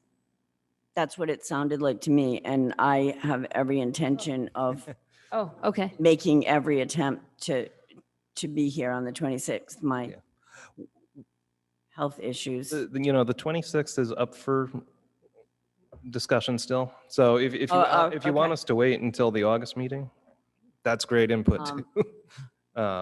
No, you folks decide what's the best route for you guys. We need the additional 2 members. And I've made the invitation to anybody interested in serving on the school committee open to attend the retreat. That date is set. The place is not set yet. Because they're trying to accommodate the fact that Michelle's not doing stairs. Just one more question. So with 5 members currently on the school committee, your quorum is still 4, correct? So this is where probably some anxiety level comes in, because if you have 1 missing member, you have no quorum. Yes. Yes, the quorum. So our legal team has researched this, and the quorum is still 4. And you know, we have 2 members on vacation who are going to Zoom tomorrow to avoid the issue of not having a quorum. Thank you. Thank you very much for your time. Thank you. Paula, I don't know if you had anything else you wanted to add, or, I mean, I think we have some good. I would. Okay. Thank you for having us. And I would like to just request that we have a diverse school committee. We talk about diversity all the time. And I am well aware that that our school committee has been made up of Democrats for quite some time. I'd really like to take and not politicize this, because that's not what we're supposed to be about, but it has been that. And so I think it would be good for us as a school committee to be a little bit more diverse and be able to try to work together as a school committee to move us forward. Thank you. Thank you, Paul. All right. So at this point, do I hear a motion on 8E? Rory McEntee, I'll make a motion that we refer discussion of the procedure as to how the council will fill the school committee vacancies to 11B later in the meeting. Jess Rose, I'll second. Motion by Councilman McEntee, second by Councilwoman Rose. Any discussion? Anyone opposed? All right, that motion carries unanimously. That brings us to 8G, an email dated July 5th, 2021 from Sean O'Donnell, Chair of the Republican Town Committee, concerning council appointments to fill vacancies on the school committee due to the resignation of 2 members. Rory McEntee, I'll make a motion to place 8G on file. Deb Kelso, I'll second that, but with a comment is to let Mr. O'Donnell know that if he has folks in the Republican Party, his ranks, that he would like to apply, to please direct them to the town's application page, and we'll be happy to consider all applicants. Motion by Councilman McEntee, second by Councilwoman Kelso. Discussion? Just wanted to make sure he wasn't here on Zoom. Okay. Any other discussion? Anyone opposed? All right, that motion carries unanimously. That brings us to 8H, a communication from Councilwoman Jessica Rose proposing adoption of a resolution designating Juneteenth National Independence Day as a holiday for town employees beginning June 19th, 2022. We discussed this a little bit in the work session, but happy to have a longer conversation here. Terry, I wanted to give you an opportunity to sort of talk about what you said to us in the work session. Certainly. In terms of this particular holiday, generally speaking, we would look for guidance from the state on this level. The state would put something out first in terms of a state holiday. And we do have some contractual bargaining agreements that are not complete yet. There would be some implication in terms of budget process, because we will obviously have staff, public safety, and the like that would need to be, budgeted in terms of that particular day. And overall, it would probably look like a memorandum of agreement or understanding with the CBAs once a determination is made. But we've not had any indication yet from the state level. That's where we're at. Thank you, Terry. Just Mike, do you have experience sort of with the state and holiday? What Terry just shared with you is true of most communities. There's no doubt in my mind that the state is going to adopt Juneteenth as a holiday, and it will certainly happen before 2022. And then once that happens, we'll go through the process of looking at each collective bargaining agreement and doing the amendments that we need to do. Other questions or just general comments on this item? Mike, what's the ramifications if the council decided to enact this now and be out of line with the state currently? I don't think it's I think it's more a question of looking for guidance so that when we sit down with the unions, we can address, there are going to be a lot of issues, right? There'll be overtime issues. There'll be, we have to make sure that there's always coverage for certain shifts, especially with public safety officials, et cetera. So we are going to have to sit down and do that type of work. And I think since we all know it's coming, it'll give us a little time too to begin prepping for that. So your legal advice would be to hold off on this until the state enacts it? That would be my advice, yes. Thank you, Rory. Further discussion?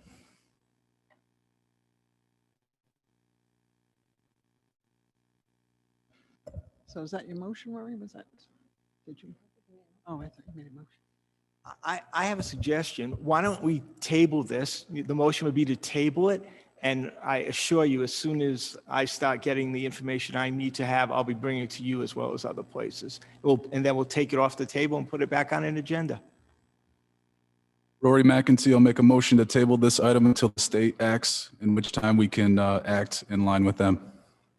Jess Rose, I'll second with a comment. I sort of intentionally did this after Juneteenth of this year because I knew that there would be some implications and it would take some time to get rolling on this. So I appreciate the council's consideration and I look forward to getting back to it in the future.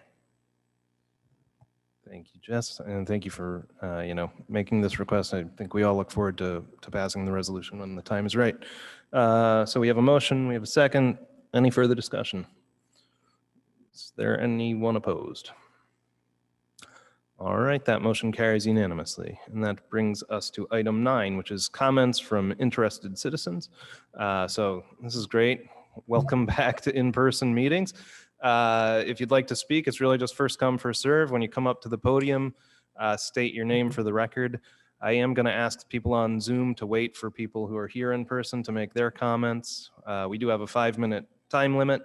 And given sort of this hybrid form of meeting, I am just going to ask everybody just to make one comment, no double dipping for the time being. So please come forward, make your voices heard.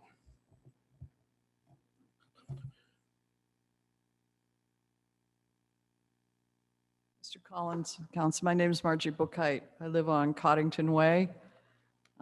We've had correspondence before. We did recently find out that we are going to have hunting in Trustham Wildlife Refuge. And our chief has very kindly offered to try to get the details as soon as he can. One of the things we'd like to do, there are 3 other residents here, just for our safety. If anybody's driven down Coddington Way, they know how close Trustham is right there. It's right behind our houses. We also have open space that abuts Matunic Schoolhouse Road.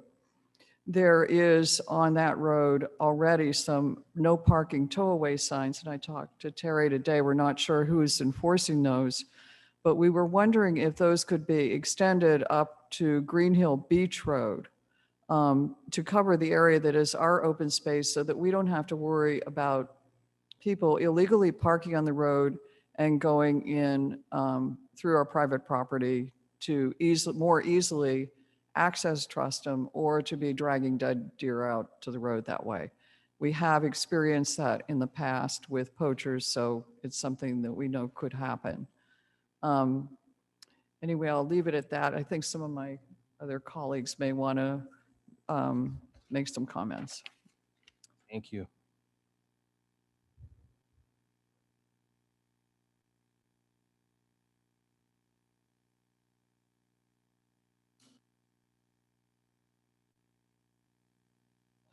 Hi, I'm Al Rosner. I live on Coddington Way, also my wife Diane. One of the concerns that we have too with the parking on Matunic Schoolhouse Road, as you I'm sure all know, there's a lot of joggers, bicyclists, and walkers on that road as it is.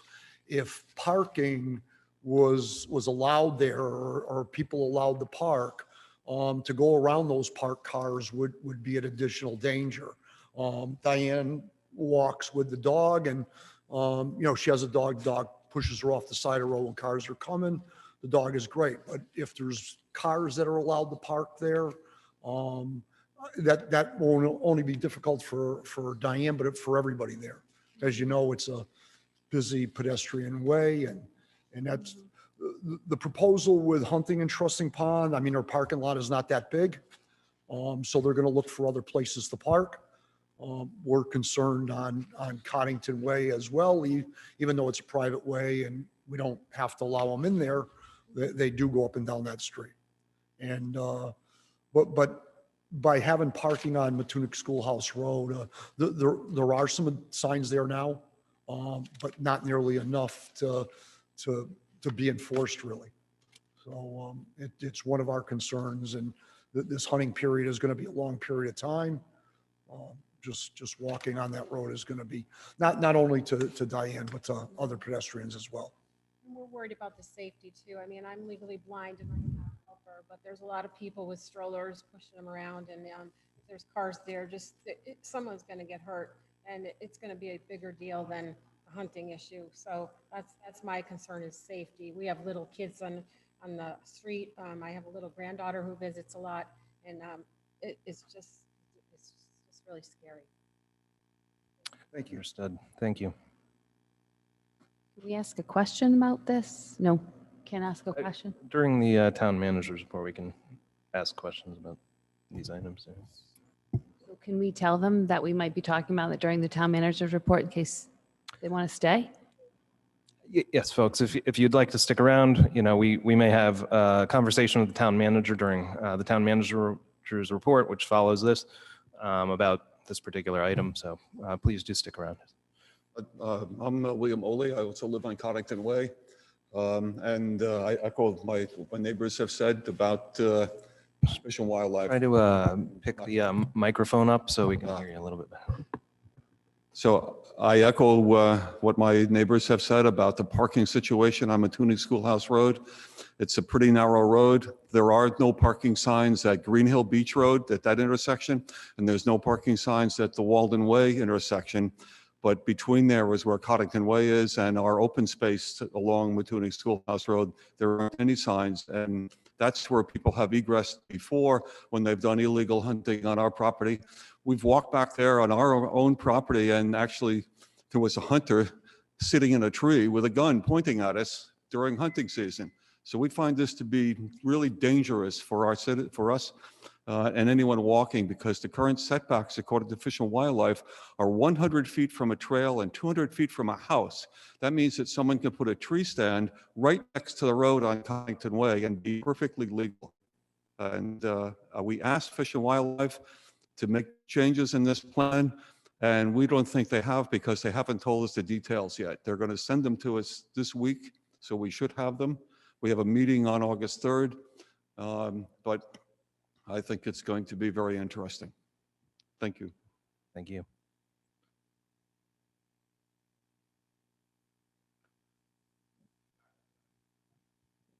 Any other public comments tonight?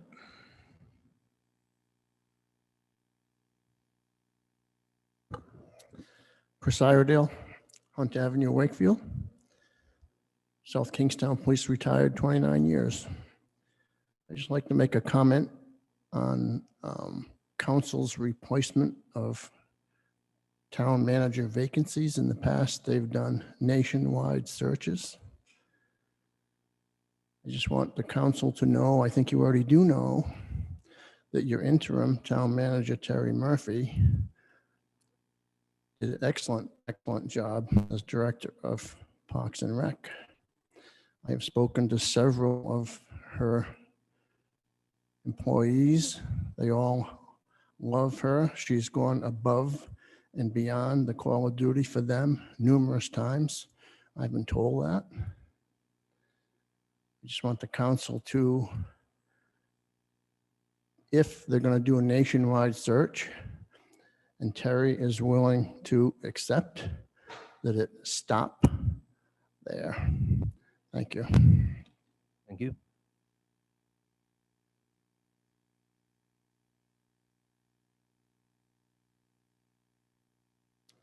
Hi, Gary Chapman.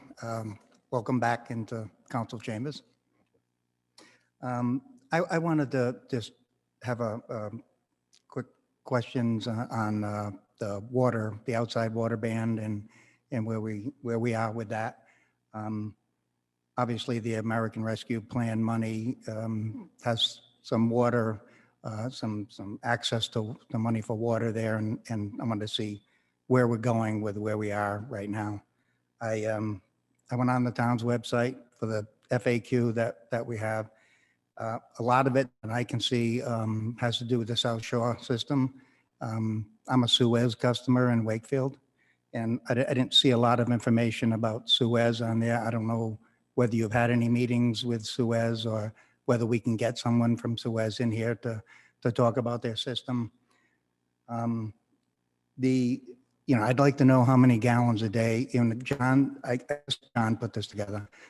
South Shore tells us how many gallons they pump in a regular day, or how many gallons they consume in a regular day.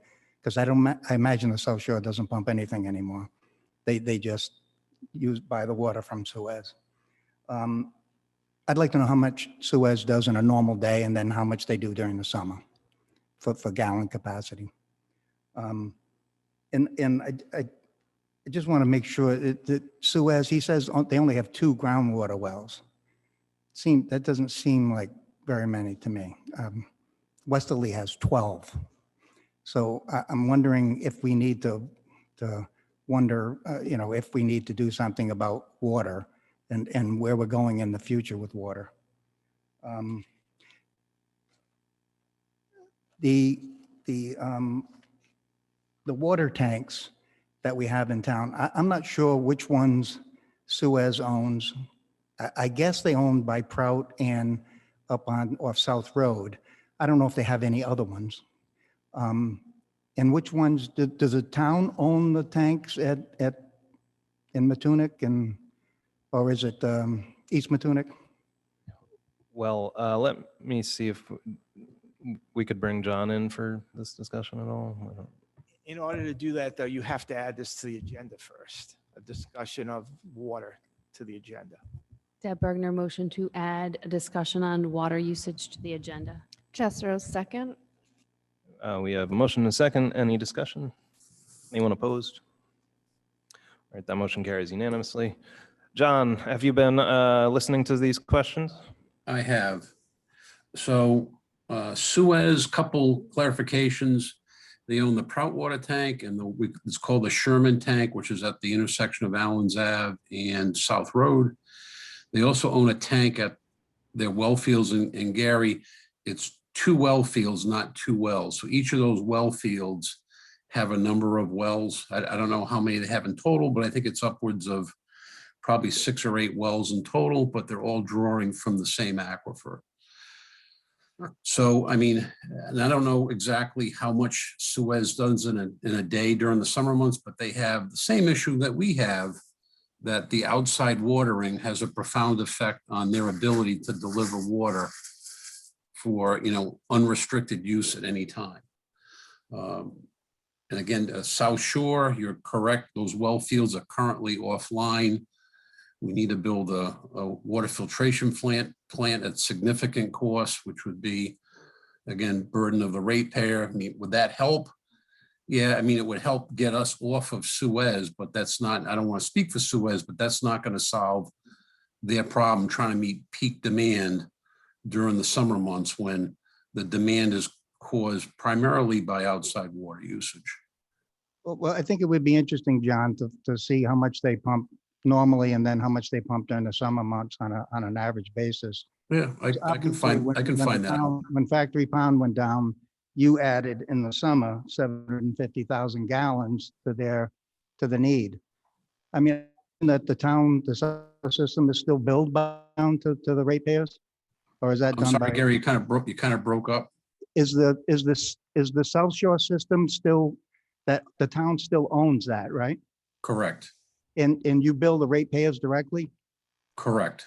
Okay, so That's you're an really enterprise. You're operating a water system right now with no water supply, I guess. Well, we're operating the water system where the supply is delivered through a wholesale meter from Suez. But you have, right, you have no water, town has no water supply on its own at this current moment. We are not currently using the well field in the South Shore area. That's correct. Right. So in how many towers does the town own? We own the tower on Victoria Lane and the tower on Pawtucket Road. Are they connected into the Suez system? No, they're for the South Shore system. We can, if we have to, in emergency with pumping, deliver water back to Suez, but based upon the elevations of the system, the hydraulics of the system, we're down gradient of them, so it would be very difficult to deliver water back to Suez. But isn't that the reason why you feel that those tanks would hold water longer in the winter months? Because there's nowhere to go but the South Shore system where most of the people have left. Correct. Our demand drops significantly during the winter time. So by virtue of how much demand drops, the water does not cycle in those tanks as it does during the summertime. Right, right. See, because I think, you know, I've done a little research since you and I talked a few weeks ago, and most systems have their tanks interconnected so that they don't have that problem where they can move the water out of a tank to anywhere in the system. But in your case, you can only move the water to the South Shore area. So we do move water from East Matunic to Green Hill we have a booster station about midpoint in between. So we do move water from the eastern tank to the western tank.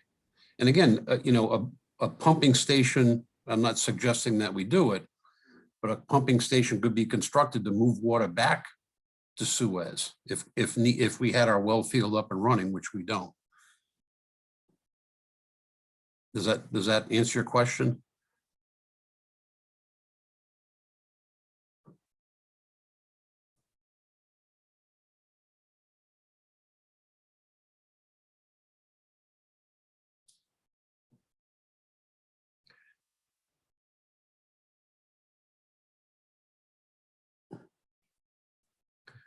Yeah, if somebody's talking, I can't hear them. I don't know if we've lost connection.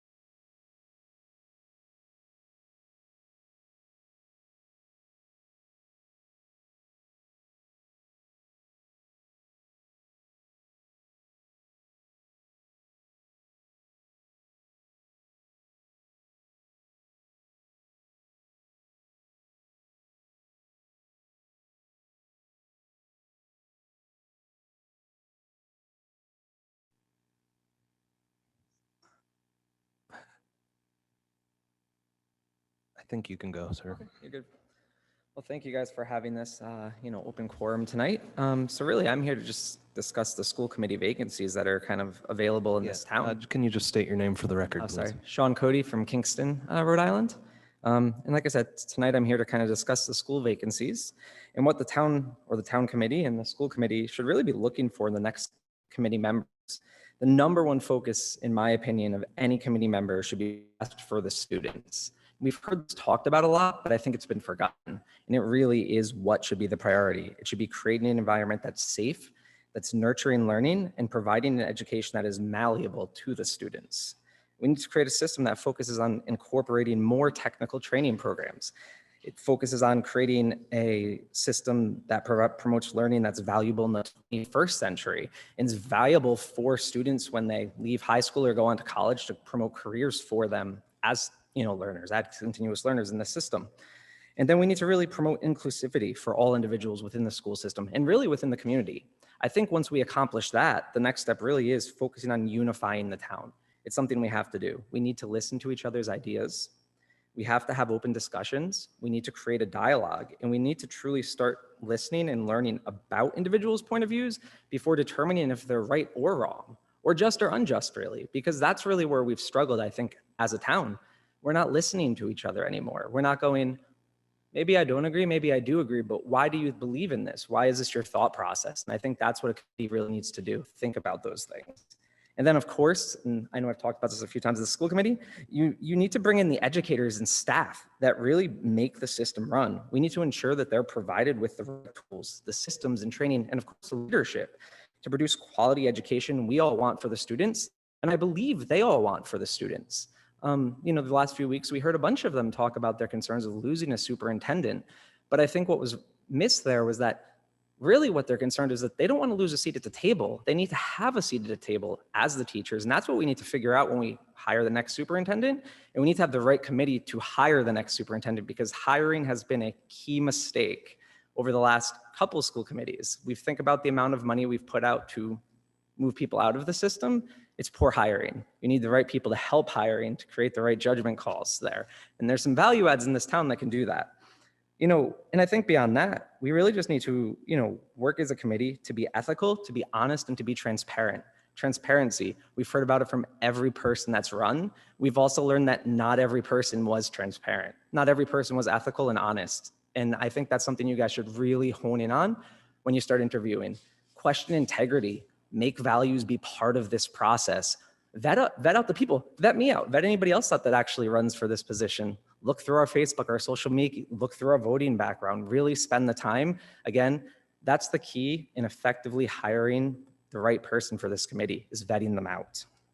And then I think we also have a lot to work through, finding a new superintendent, creating a new school bond plan, working to be more transparent with what is taught in the schools. And I think another big thing that's sometimes forgot about is trying to figure out why so many students that live in this community don't actually go to schools, go to the public schools within this community. It's never been asked. It's never been addressed. It always kind of gets pushed to the side. It's time to actually talk to the parents and ask, why are the students not going to these schools? Or ask the students even, because everybody talks about involving the students, ask them, what is the reason you're choosing the charter school? What is the reason you're choosing Monsignor Clark or Prout or whatever it may be, to really start learning about this issue and figuring out how to change it.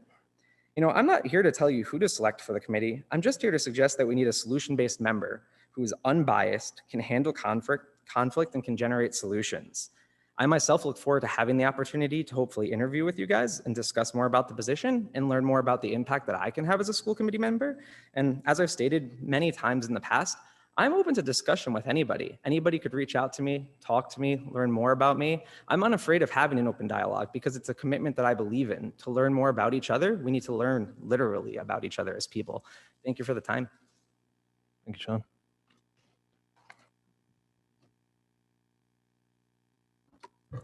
I am going to speak as a citizen right now. And so I think what I left out when I was up here the first time is that I think it's time for us as a community to stop doing the same thing, expecting different results, and do something different. So that is why I asked for us to consider having a more diverse school committee, because I do believe that. And I believe that after a while, when you continue to do the same thing, expecting different results, that you actually have to change it in order to get, hopefully, the results that you've been looking for some time. So that is the direction that I want to see us moving as a community, trying something different to get better results than what we have been getting, because I think it's important that we all try to work to bridge this gap that has been created to divide our community. And my hope is to get our community members behind us with educating our students, building new facilities, or just renovating new facilities, facilities that we have. You know, I want the community's input. I want us to move forward as a community and get this right. Thank you. Thank you.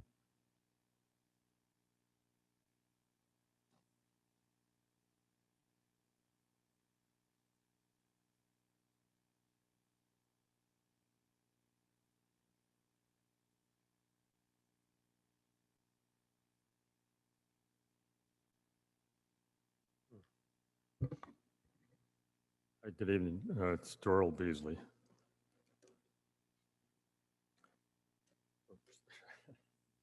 Mr. Zarnetsky's departure shouldn't become a reason or an excuse to blame him for anything that's occurred during his tenure here, which this town has done to prior employees in the school district also over the years. Because in fact, Mr. Zarnetsky did what you told him to do.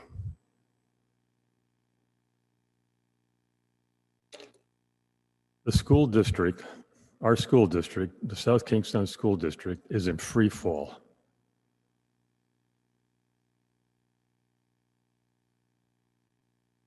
By mid-decade, we'll have lost 40% of our students since the year 2000.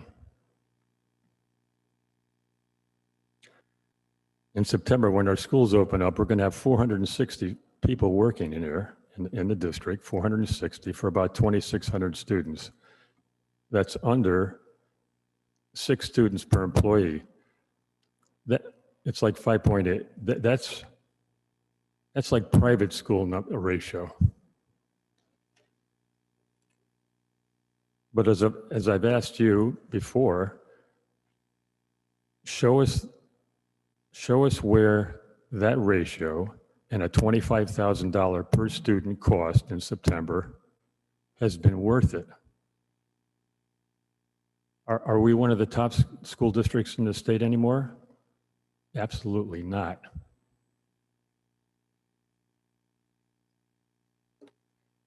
Right now, and for the first time in 15 years, you're going to have the opportunity to appoint 2 people to the school district who, when they become appointed, can make the school committee, for the first time in 15 years, not under the control of any ARI. That, to me, should be your #1 goal, to take any ARI out of that equation. Between tonight and November, whatever it is, 2022, the election, the things that the school district has to do is incredible. They have to find an interim. They have to hire a new superintendent. They have to see how the implementation of a new ELA curriculum goes. At the same time, as I've stated over the last 2 years, the real problem in our school district is not ELA, it's mathematics from grades K to 12. We have a systemic problem in mathematics. You also have this town, when this is for the school committee people here, but you'll be part of that process. The next superintendent should not come from the state of Rhode Island. The next superintendent should come from the state of Massachusetts. I would make sure as much as possible, as whatever is possible, to contact the best superintendents in Massachusetts and assistant superintendents and pay them whatever it takes to get them here. Be that $250,000, $300,000, $350,000, it makes no difference. The next superintendent that's hired by this town has to be, number one, above reproach, has to have someone that can come here and you're going to give them the charge to fix this place, to fix this school system, to accelerate the retirement of some of our older employees, especially on the teaching side. By the end of this decade, this is nationwide. In this decade, there's going to be a huge exodus of teachers out of the schools. It's just the way demographically it's worked and by ages. It's going to be that same way here. I've asked the school district. Doral, can you? Yep. I've asked the school district. I've asked Dr. Stringfellow.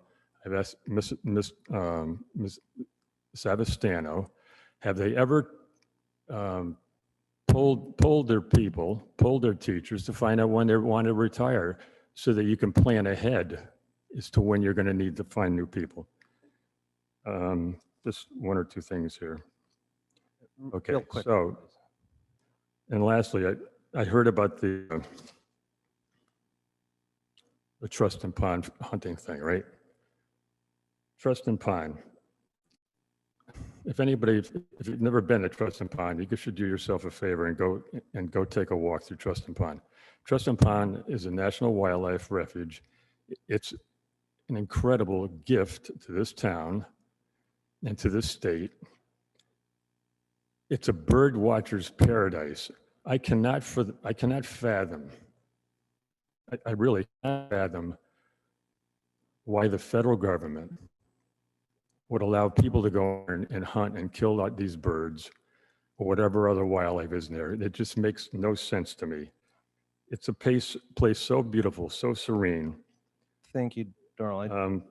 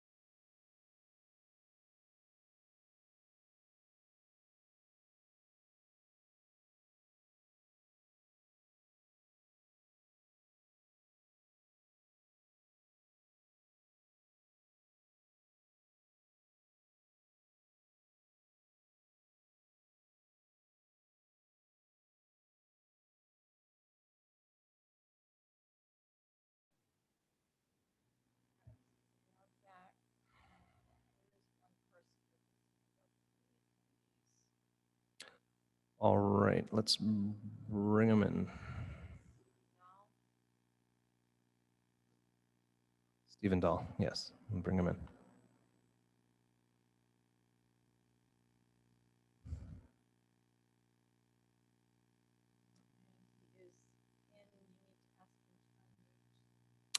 All right, Stephen, you just need to unmute. Oh, yes, I got it. Thanks so much. Oh, hi there. I'm Stephen Dahl of Kingston. Thanks again for allowing CC Doucette, the credentialed speaker, to present on wireless technology risks and safer solutions on June 28th.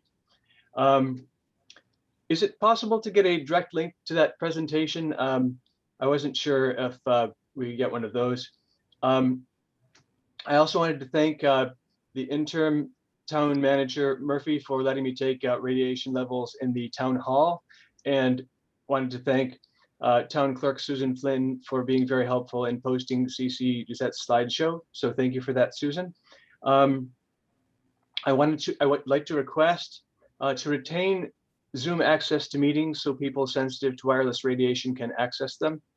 The wireless radiation, also known as microwave radio frequency radiation, has been found in the robust medical and scientific literature to cause a wide range of adverse health effects. I know it's a lot to get your head around. Have you studied the information Ms. Doucette offered? What is the appropriate amount of time you need to investigate the matter before adding an agenda item? To an agenda item, and what other South Kingstown government committees, agencies, and departments have been brought into this discussion? For example, the Sustainability Committee, Planning Board, Tech Review Board, or Conservation Committee. We need to hold a community forum on wireless technology risks and safer solutions in order to bring South Kingstown residents into the conversation. CC Doucette can lead this discussion and bring in medical and technical experts where townspeople can ask her questions. We cannot afford to wait decades to protect the public, as our society tragically did with DDT, cigarette smoke, lead in gasoline, lead in paint, lead in water, and asbestos. Massachusetts has 11 bills in the works for safer technology. Rhode Island has 0. We need to look out for ourselves. The buck stops here in South Kingstown. Are we going to protect the residents of South Kingstown from wireless radio frequency radiation, including our most vulnerable citizens, the unborn, our children, the elderly, and the already ill? The Federal Communications Commission, the FCC, is not going to help us. It has ignored the American Academy of Pediatrics, the City of Boston, and thousands of others who have pleaded with it to update its arbitrary standards. It hasn't updated them since 1996. Now think of things in 1996 and you might realize that they've changed a bit. The federal government's agency, the FCC, is an example of regulatory capture, where the agency has been captured by the industry that is supposed to regulate. No one is protecting us. You can do it at the municipal level with a fraction of the money from COVID relief, which is eligible for use for broadband. We can hardwire our schools' classrooms and our libraries' computers. This gives us faster connections. This is important because wireless radiation has been shown to decrease learning and increase behavior and mental health problems. We can put fiber optic cables from utility poles to the buildings as well. This way we can get faster, better, more secure broadband at the speed of light, like it goes under the oceans, better than any wireless transmission. Because wireless breaks up as tinny fades in and out, it's susceptible to weather and hacking and causes genetic damage to DNA, as our gold standard lab, the National Toxicology Program, found in their cell phone study, along with clear evidence of cancer. As wired connections use 10 times less energy than wireless, we can help thwart climate change by our progressive action. What then are our next steps? Cecilia Doucette can lead a forum at a town council meeting where she presents the matter in a deeper discussion, which can be followed directly by questions and answers. From that stronger, more educated vantage, choosing independent science instead of the PR from industry, eyes cleared of the constant barrage of advertisements and their illusory idea that all things wireless are beneficial and harmless, we can come to terms with what must be done. It's not no technology, it's better technology. Thank you, and I'd love to hear answers to my questions, and I appreciate all of your help. Thank you. Thank you, Stephen. Are there other comments from Zoom members? All right, if there is anybody on Zoom who would like to make another comment, you can raise your hand now or hit *9.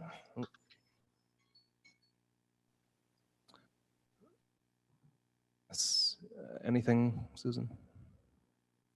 All right, any comments from council members tonight?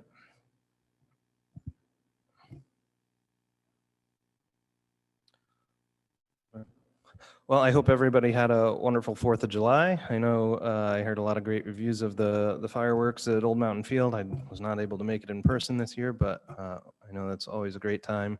It's great to see people getting back together again and celebrating. I did want to just note the passing of Jeff Mellish, local lawyer here in town who's fought for a lot of social justice causes. We will miss his presence here in the council chambers, advocating for great causes. And our thoughts are with his wife, who I believe is in the hospital still. I would also, just in terms of what's happening about town, this is a good time to make an update, I suppose. The school building committee has been, well, the technical review committee of the school building committee sent out a solicitation for architectural RFQ. There were 4 responses to that. We've got interviews coming up, I believe this Thursday. It's confidential information, but I did want the community to know that there are 4 responsive firms to that RFQ. It's good that they're all worthy of interviews. So we're looking forward to making recommendations to the school committee from those interviews. There are no other council comments. I will move on to the town manager's report. Thank you. Just a few quick items that were not in the interim report. You may be aware that the governor did extend the declaration of emergency executive order through August 6th, I believe was the date. That does not include the executive order relative to the Open Meetings Act that has a deadline of July 23rd. And if that sunsets, then the Open Meetings Act legislation reverts back to pre-COVID, which would mean in-person meetings. We're waiting to see what transpires there. You are aware of the outdoor water restrictions FAQ that's on the town website that John Schock put together. And we also officially have Cornerstone Adult Day Services now in the building at 283 Post Road.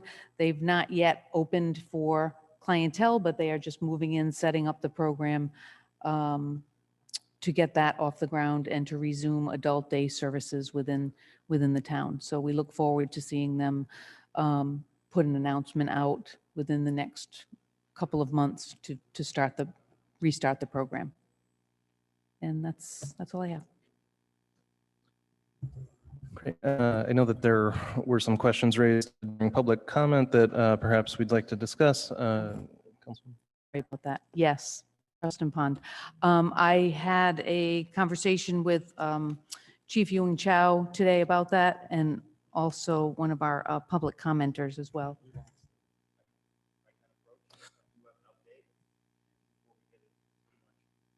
Come to the podium.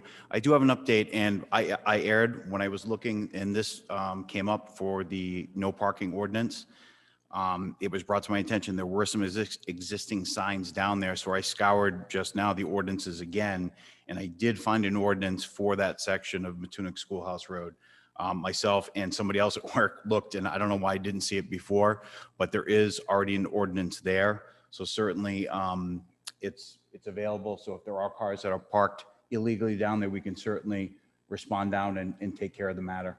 I think one of the only things we're probably gonna have to look at is maybe taking a look at some signage there, if that needs to be potentially increased for that particular area by Coddington Way. So I apologize for that. I did find it. Thank you. Thank you. Terry, I just have a comment. Perhaps on this Trustham Pond issue, we could contact the federal delegation again. We have had a change in, so the hunting was put into play by U.S. Fish and Wildlife during the Trump administration, right? now we have a different administration. Perhaps our federal delegation will be better accommodated by the new administration on getting these hunting regulations, laws rescinded, right?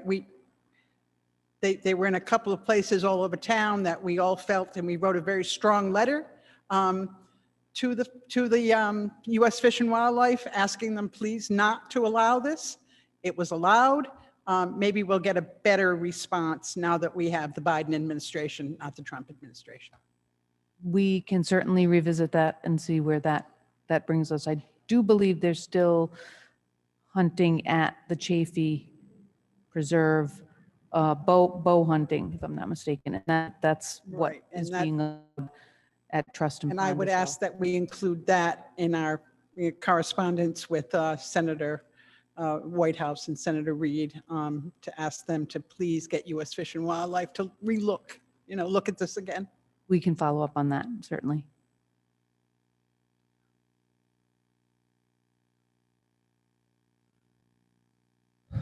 I believe it, yeah, if you could just send that to us, that would be great. I think we've gone beyond the public comment period on this, but thank you.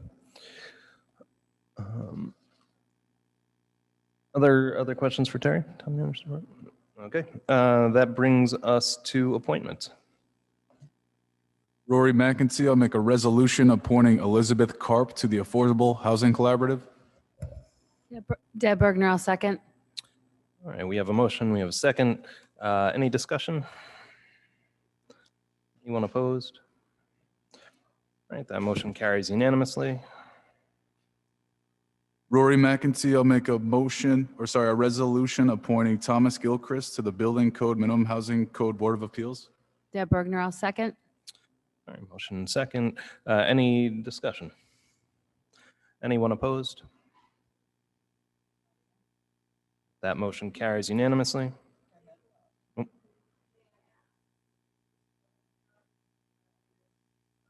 That are vacant right now. Those terms on the Affordable Housing Collaborative Committee expire in August. Would you like to appoint Ms. Karp for a 3-year term beginning August 2021? Yes. Thank you.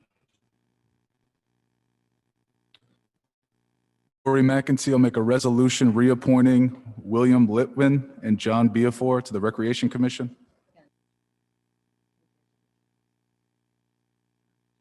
Different terms, right? Can you advise us on that, Susan? John Beafor's term would expire in 2023. And Mr. Litvin's term would be for the beginning of a 3-year term, so that one would expire in June of 2024. All right, we have a motion. Do we have a second? I'll second. All right, motion and a second. Any discussion? Anyone opposed? All right, that motion carries unanimously. I'll make a motion to appoint Sean Johnson to the vacancy that we have on the Recreation Commission. Jess Rose, I'll second that. All right, we have a motion, we have a second. Any further discussion? Anyone opposed? All right, seeing none, that motion carries unanimously as well. That brings us to, so 11B is a discussion relative to filling vacancies on the school committee. We've already discussed this a few times tonight in tangential ways. I guess, what would we like in terms of a application process, in terms of timing? As it currently stands, our last meeting we discussed trying to have people have applications in by the 21st, interviews, hopefully following that on the 26th, appointments, that night if we feel comfortable with the choices that we have. Does that timeline work for us? Questions? I'd prefer to make appointments first meeting in August. Gives us a little more time to vet out the candidates, and that gives us a little more time than 10 days out from today to put the deadline as to receiving applications. And I have a couple of suggestions. So I'd like to see us accept applications through Friday, the 23rd. And I'd like to propose that we notice a joint meeting of the school committee and the town council on August 2nd. I think all members, current members of the school committee should be involved in the discussion. So I'd like to see us invite every school committee member, so that would have to be joint noticed. A special meeting just for interviews, the joint meeting, and then appointments if we are comfortable then. That would be my proposal. Okay. Other thoughts? How about we? May I ask a question? Sure. Do you envision them listening to us do the interviews or do a collaborative interview process? I think a collaborative process, but I'd like all school committee members to be involved. Just a suggestion. I think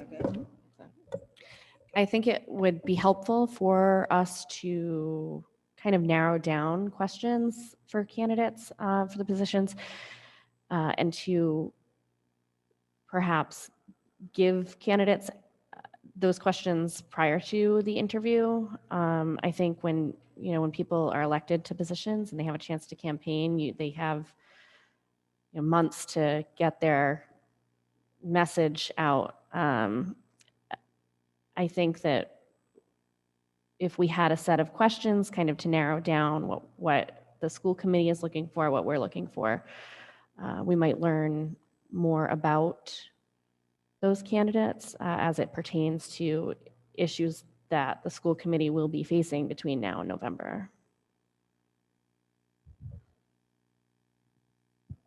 All right. Other conversation? I like that idea because I feel like it allows everyone to present their best set of information about themselves, and we're really giving a fair and equitable process where everyone's getting the same set of questions and has the ability to draft answers. I think it just provides so much more information if we have extra time, since we're considering pushing it out to August. I just hope that doesn't prevent the school committee from getting the work that they need to get done, so that if the person was in theory appointed on August 2nd, I don't know if that's helpful or hinders you in any way, school committee. So that's, I don't think it's a bad idea, but I just don't know what we lose if we don't hurry it up. So I don't think we lose anything. I think we could let whoever applies know about the retreat. I also think the idea of letting people know the questions ahead of time has some value. However, I would also like the opportunity for spontaneity included. Parameters, these are the subjects we might discuss, might be a way to go, and we could decide that on the 26th, right? That would, as a council item, decide what the general, genre of questions. I don't think I need the exact question of what would you do if, a teacher was found selling marijuana, right? I don't need the specific question. We're going to discuss behavior. We're going to discuss, whatever. But I do want to reserve spontaneity. So when someone responds to a question or has a prefab sort of pro forma going, to present, that we all have the opportunity to say, hey, wait a minute, what does that mean? Not, so there is give and take, not just, here's my answers, teacher, I would prefer to see that. I have no objection, however, to letting folks know what we may dive into.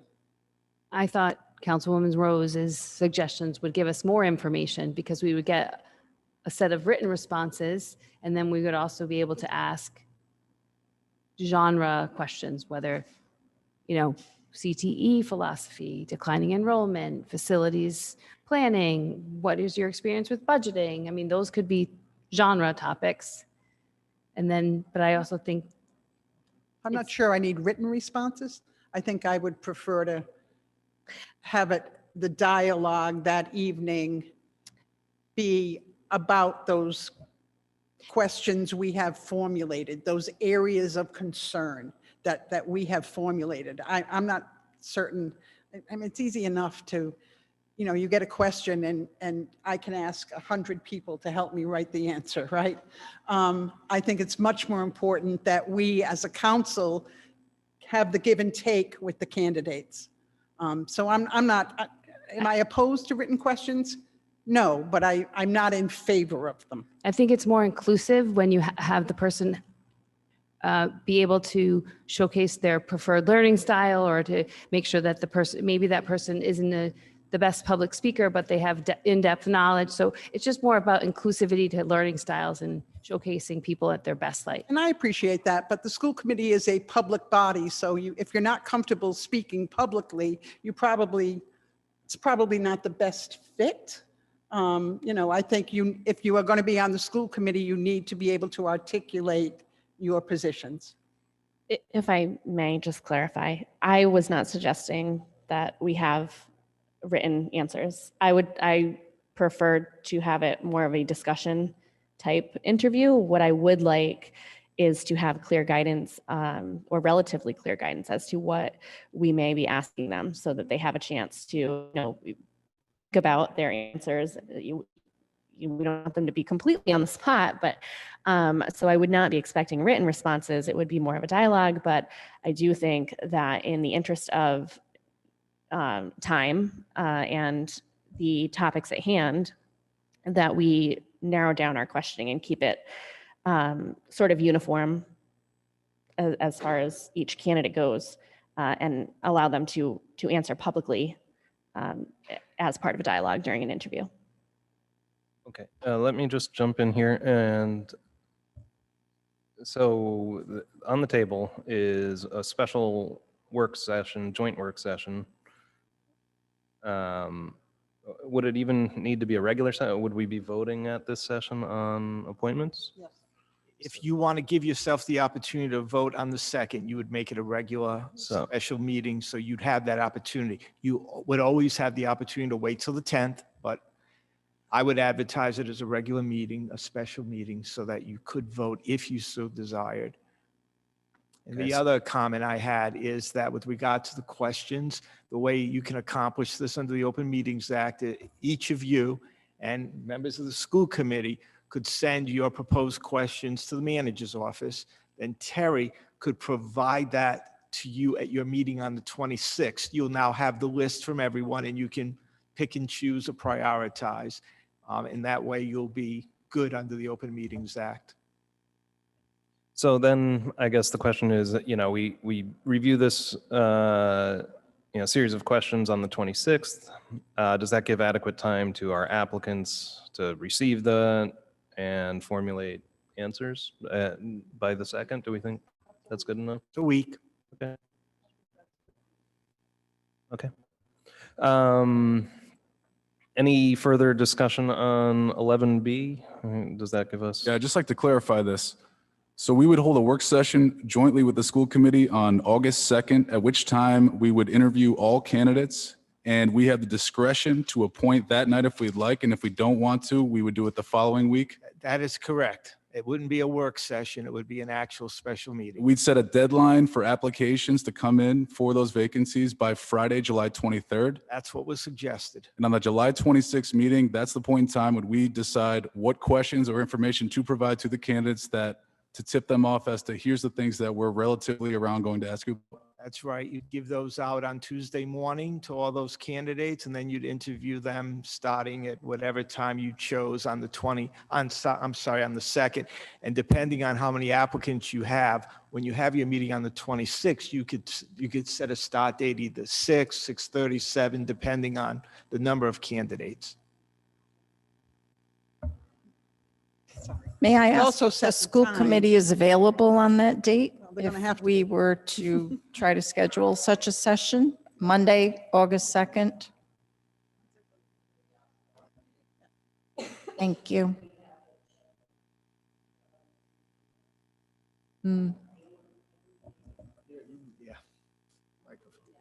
Yeah, if you could come up to the microphone, please.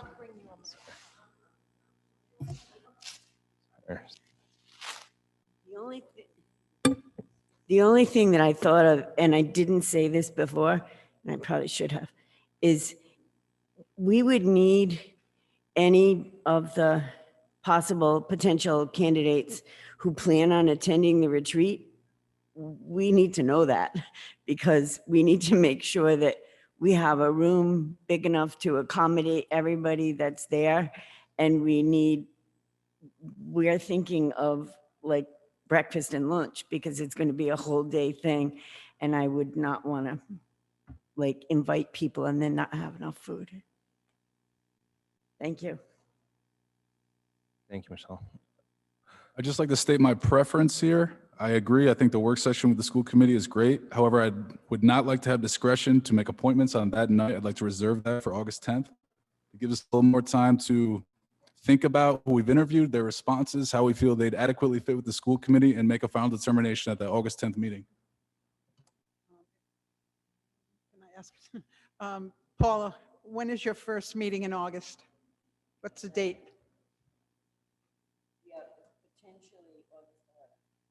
All right. No, potentially August 10th. Yeah. So that doesn't work for me. Right, so I'm going to stick with the 2nd. I think we need to have the appointments in place, if we can, by the 2nd. So they're in attendance on the 10th as members. And then still retaining discretion if we decide at that night that we don't want to appoint, that we do it the following week. Always our prerogative.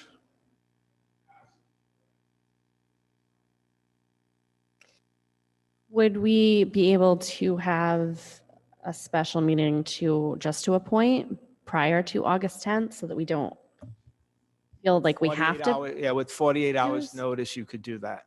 I mean, it's a tight time schedule, but I really would feel awfully pressured to make a decision on the 2nd if we're interviewing people on the 2nd. I don't, that's something that I think that all of us should sleep on and consider responses, and we cannot make this decision lightly. I agree. Many times I've thought of the last 3 weeks, we just need to take a breath. We need 24 hours to just breathe. And so I would be reluctant to go through. We already have 3 or 4 people already. We could have twice that. So I'm sort of leaning towards not wanting to appoint on the 2nd. I'm leaning that way. How about the 5th? We just meet to appoint. That's Thursday, the 5th. So where are we Interviews talking on the about? 2nd, Okay. right? No appointments, but to get the members appointed prior to the 11th, and the 10th is a holiday. And wait a minute, the 9th is a holiday. That's right, Michelle. The 9th, so Tuesday's the 10th, right? To get the school committee members seated on the 10th, we need to meet Twice. right, the 6th or the 5th to give us the 48. Well, we could notice it now. We wouldn't need special, right? So we could do it the next night. We could do the 3, 4, 5 and leave the 6th alone. So Friday night, you don't have to come to town council chambers. All right. And so just to be clear, the school committee would only need to be present for the meeting Correct. on the 2nd. 2nd, yes. That makes it a little easier to coordinate. Okay, how does that sound to everyone?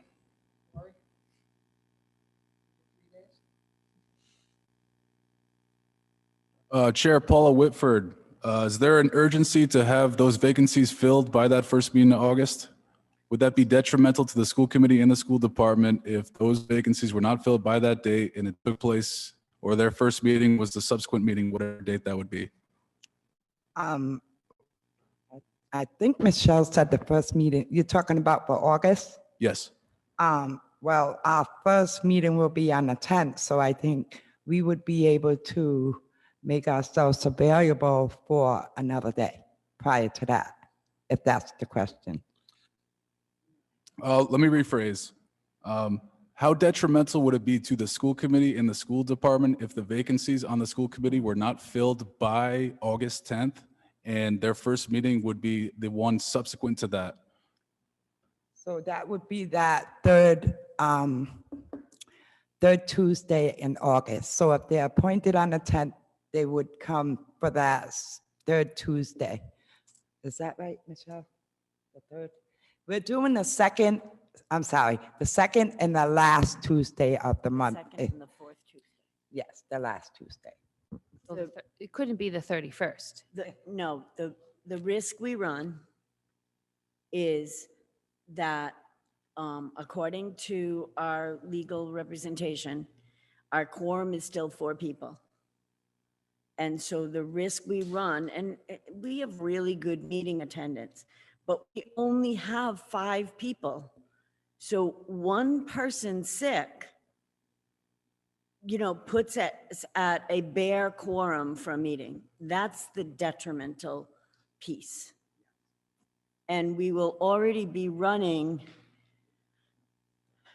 for 2 meetings in June without a full complement of school committee.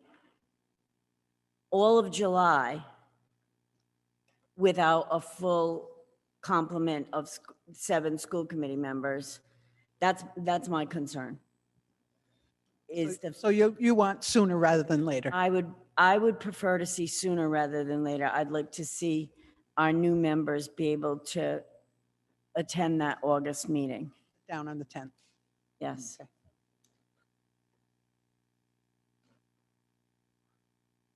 All right, so let's, everybody okay with August 2nd, first off? Okay, very good. That meeting will be a work session with the school committee to do interviews, followed shortly thereafter, a couple days later, by a special regular session to appoint. Is everybody available later that week on the 5th?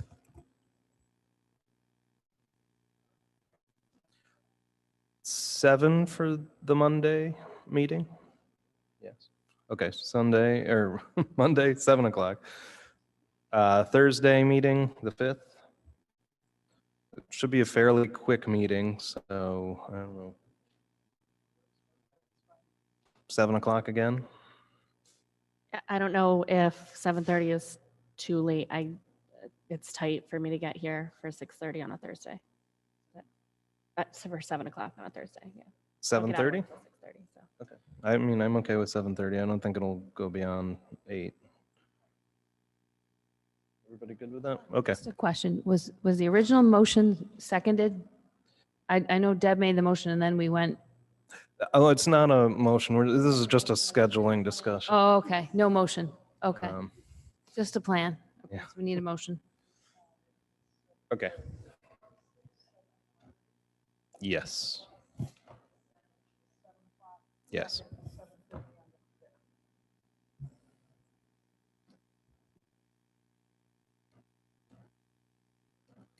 All right, so anybody watching, listening at home, you've heard the plans. We're accepting applications until the 23rd, if I heard correctly.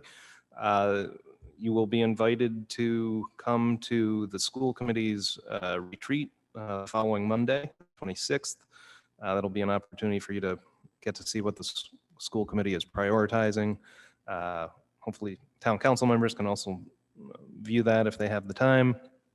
But then we will follow that up with a special meeting, work session with the school committee to interview you and make appointments on the following Thursday. So that is going to be our process.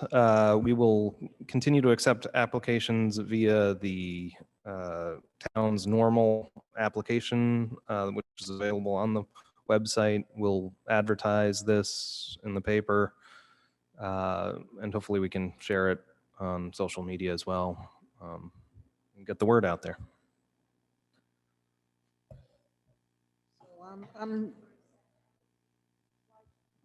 Yes. 23rd. Yep. Do we need a motion on this or? I don't, does that require any motion? Since it's all scheduling under the Open Meetings Act, you're okay. I just want to add the piece about on the our regular meeting on the 26th, that we will be formulating the sort of, question areas and letting the folks who apply know what those are. So an agenda item on the 26th would be needed to address that. And then we could let the applicants know the next day what would be asked of them on the 2nd. Okay, I have a question about that. Council wants, will be sending questions that they may ask to me. To you. Okay.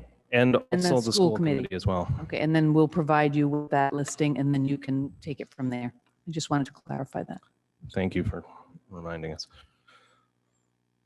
All right, thank you. Do we need that step? Because we're going to discuss it on the 26th, what questions. Do we need the Terry step?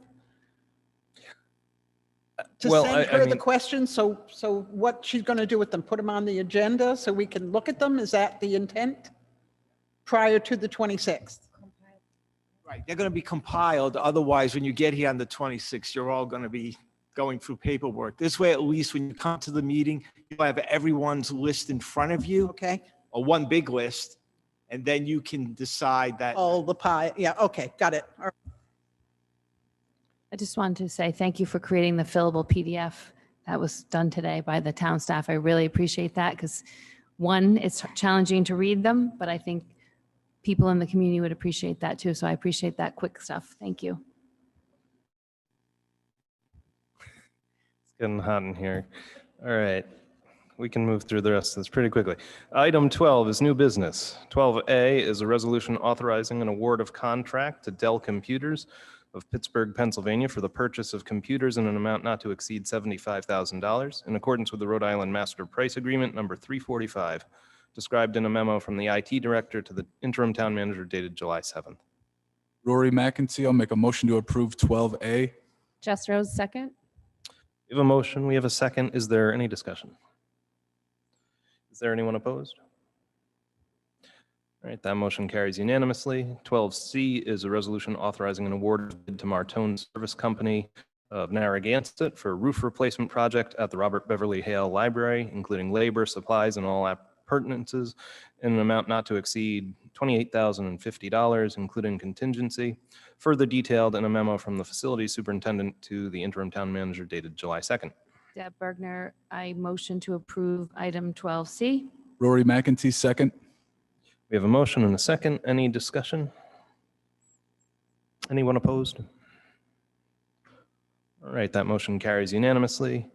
12D is a resolution authorizing the town clerk to advertise for order of notice a public hearing relative to filing the Community Development Block Grant Program Year 2020 application to support Westerly Area Rest Meals, or WARM, acquisition of the Welcome House facility on North Road for the purposes of reviewing the draft application and obtaining citizen views on the proposed activities.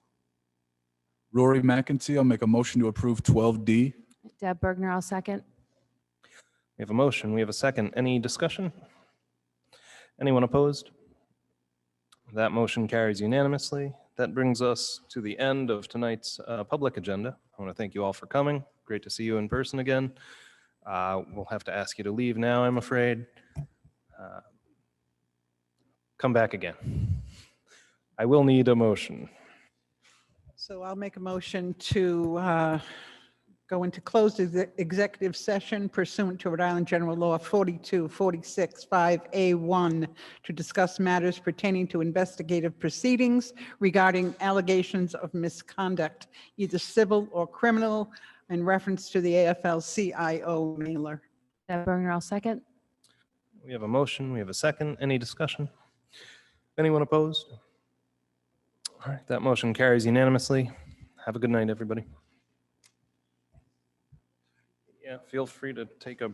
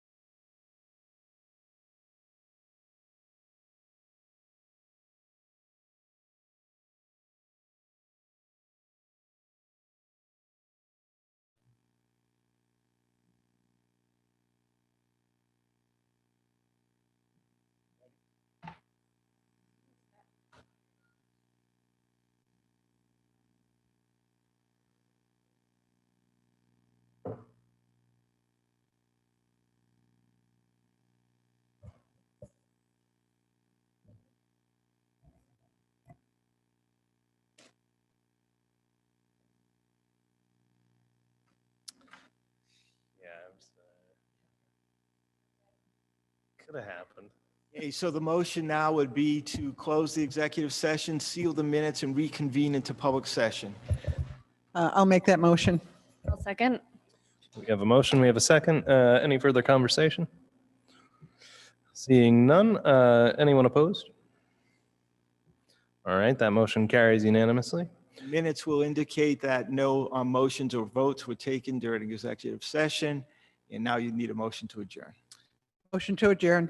Second. We have a motion, we have a second. Any further conversation about this? Anyone opposed? All right, this meeting is adjourned. It's 10:23.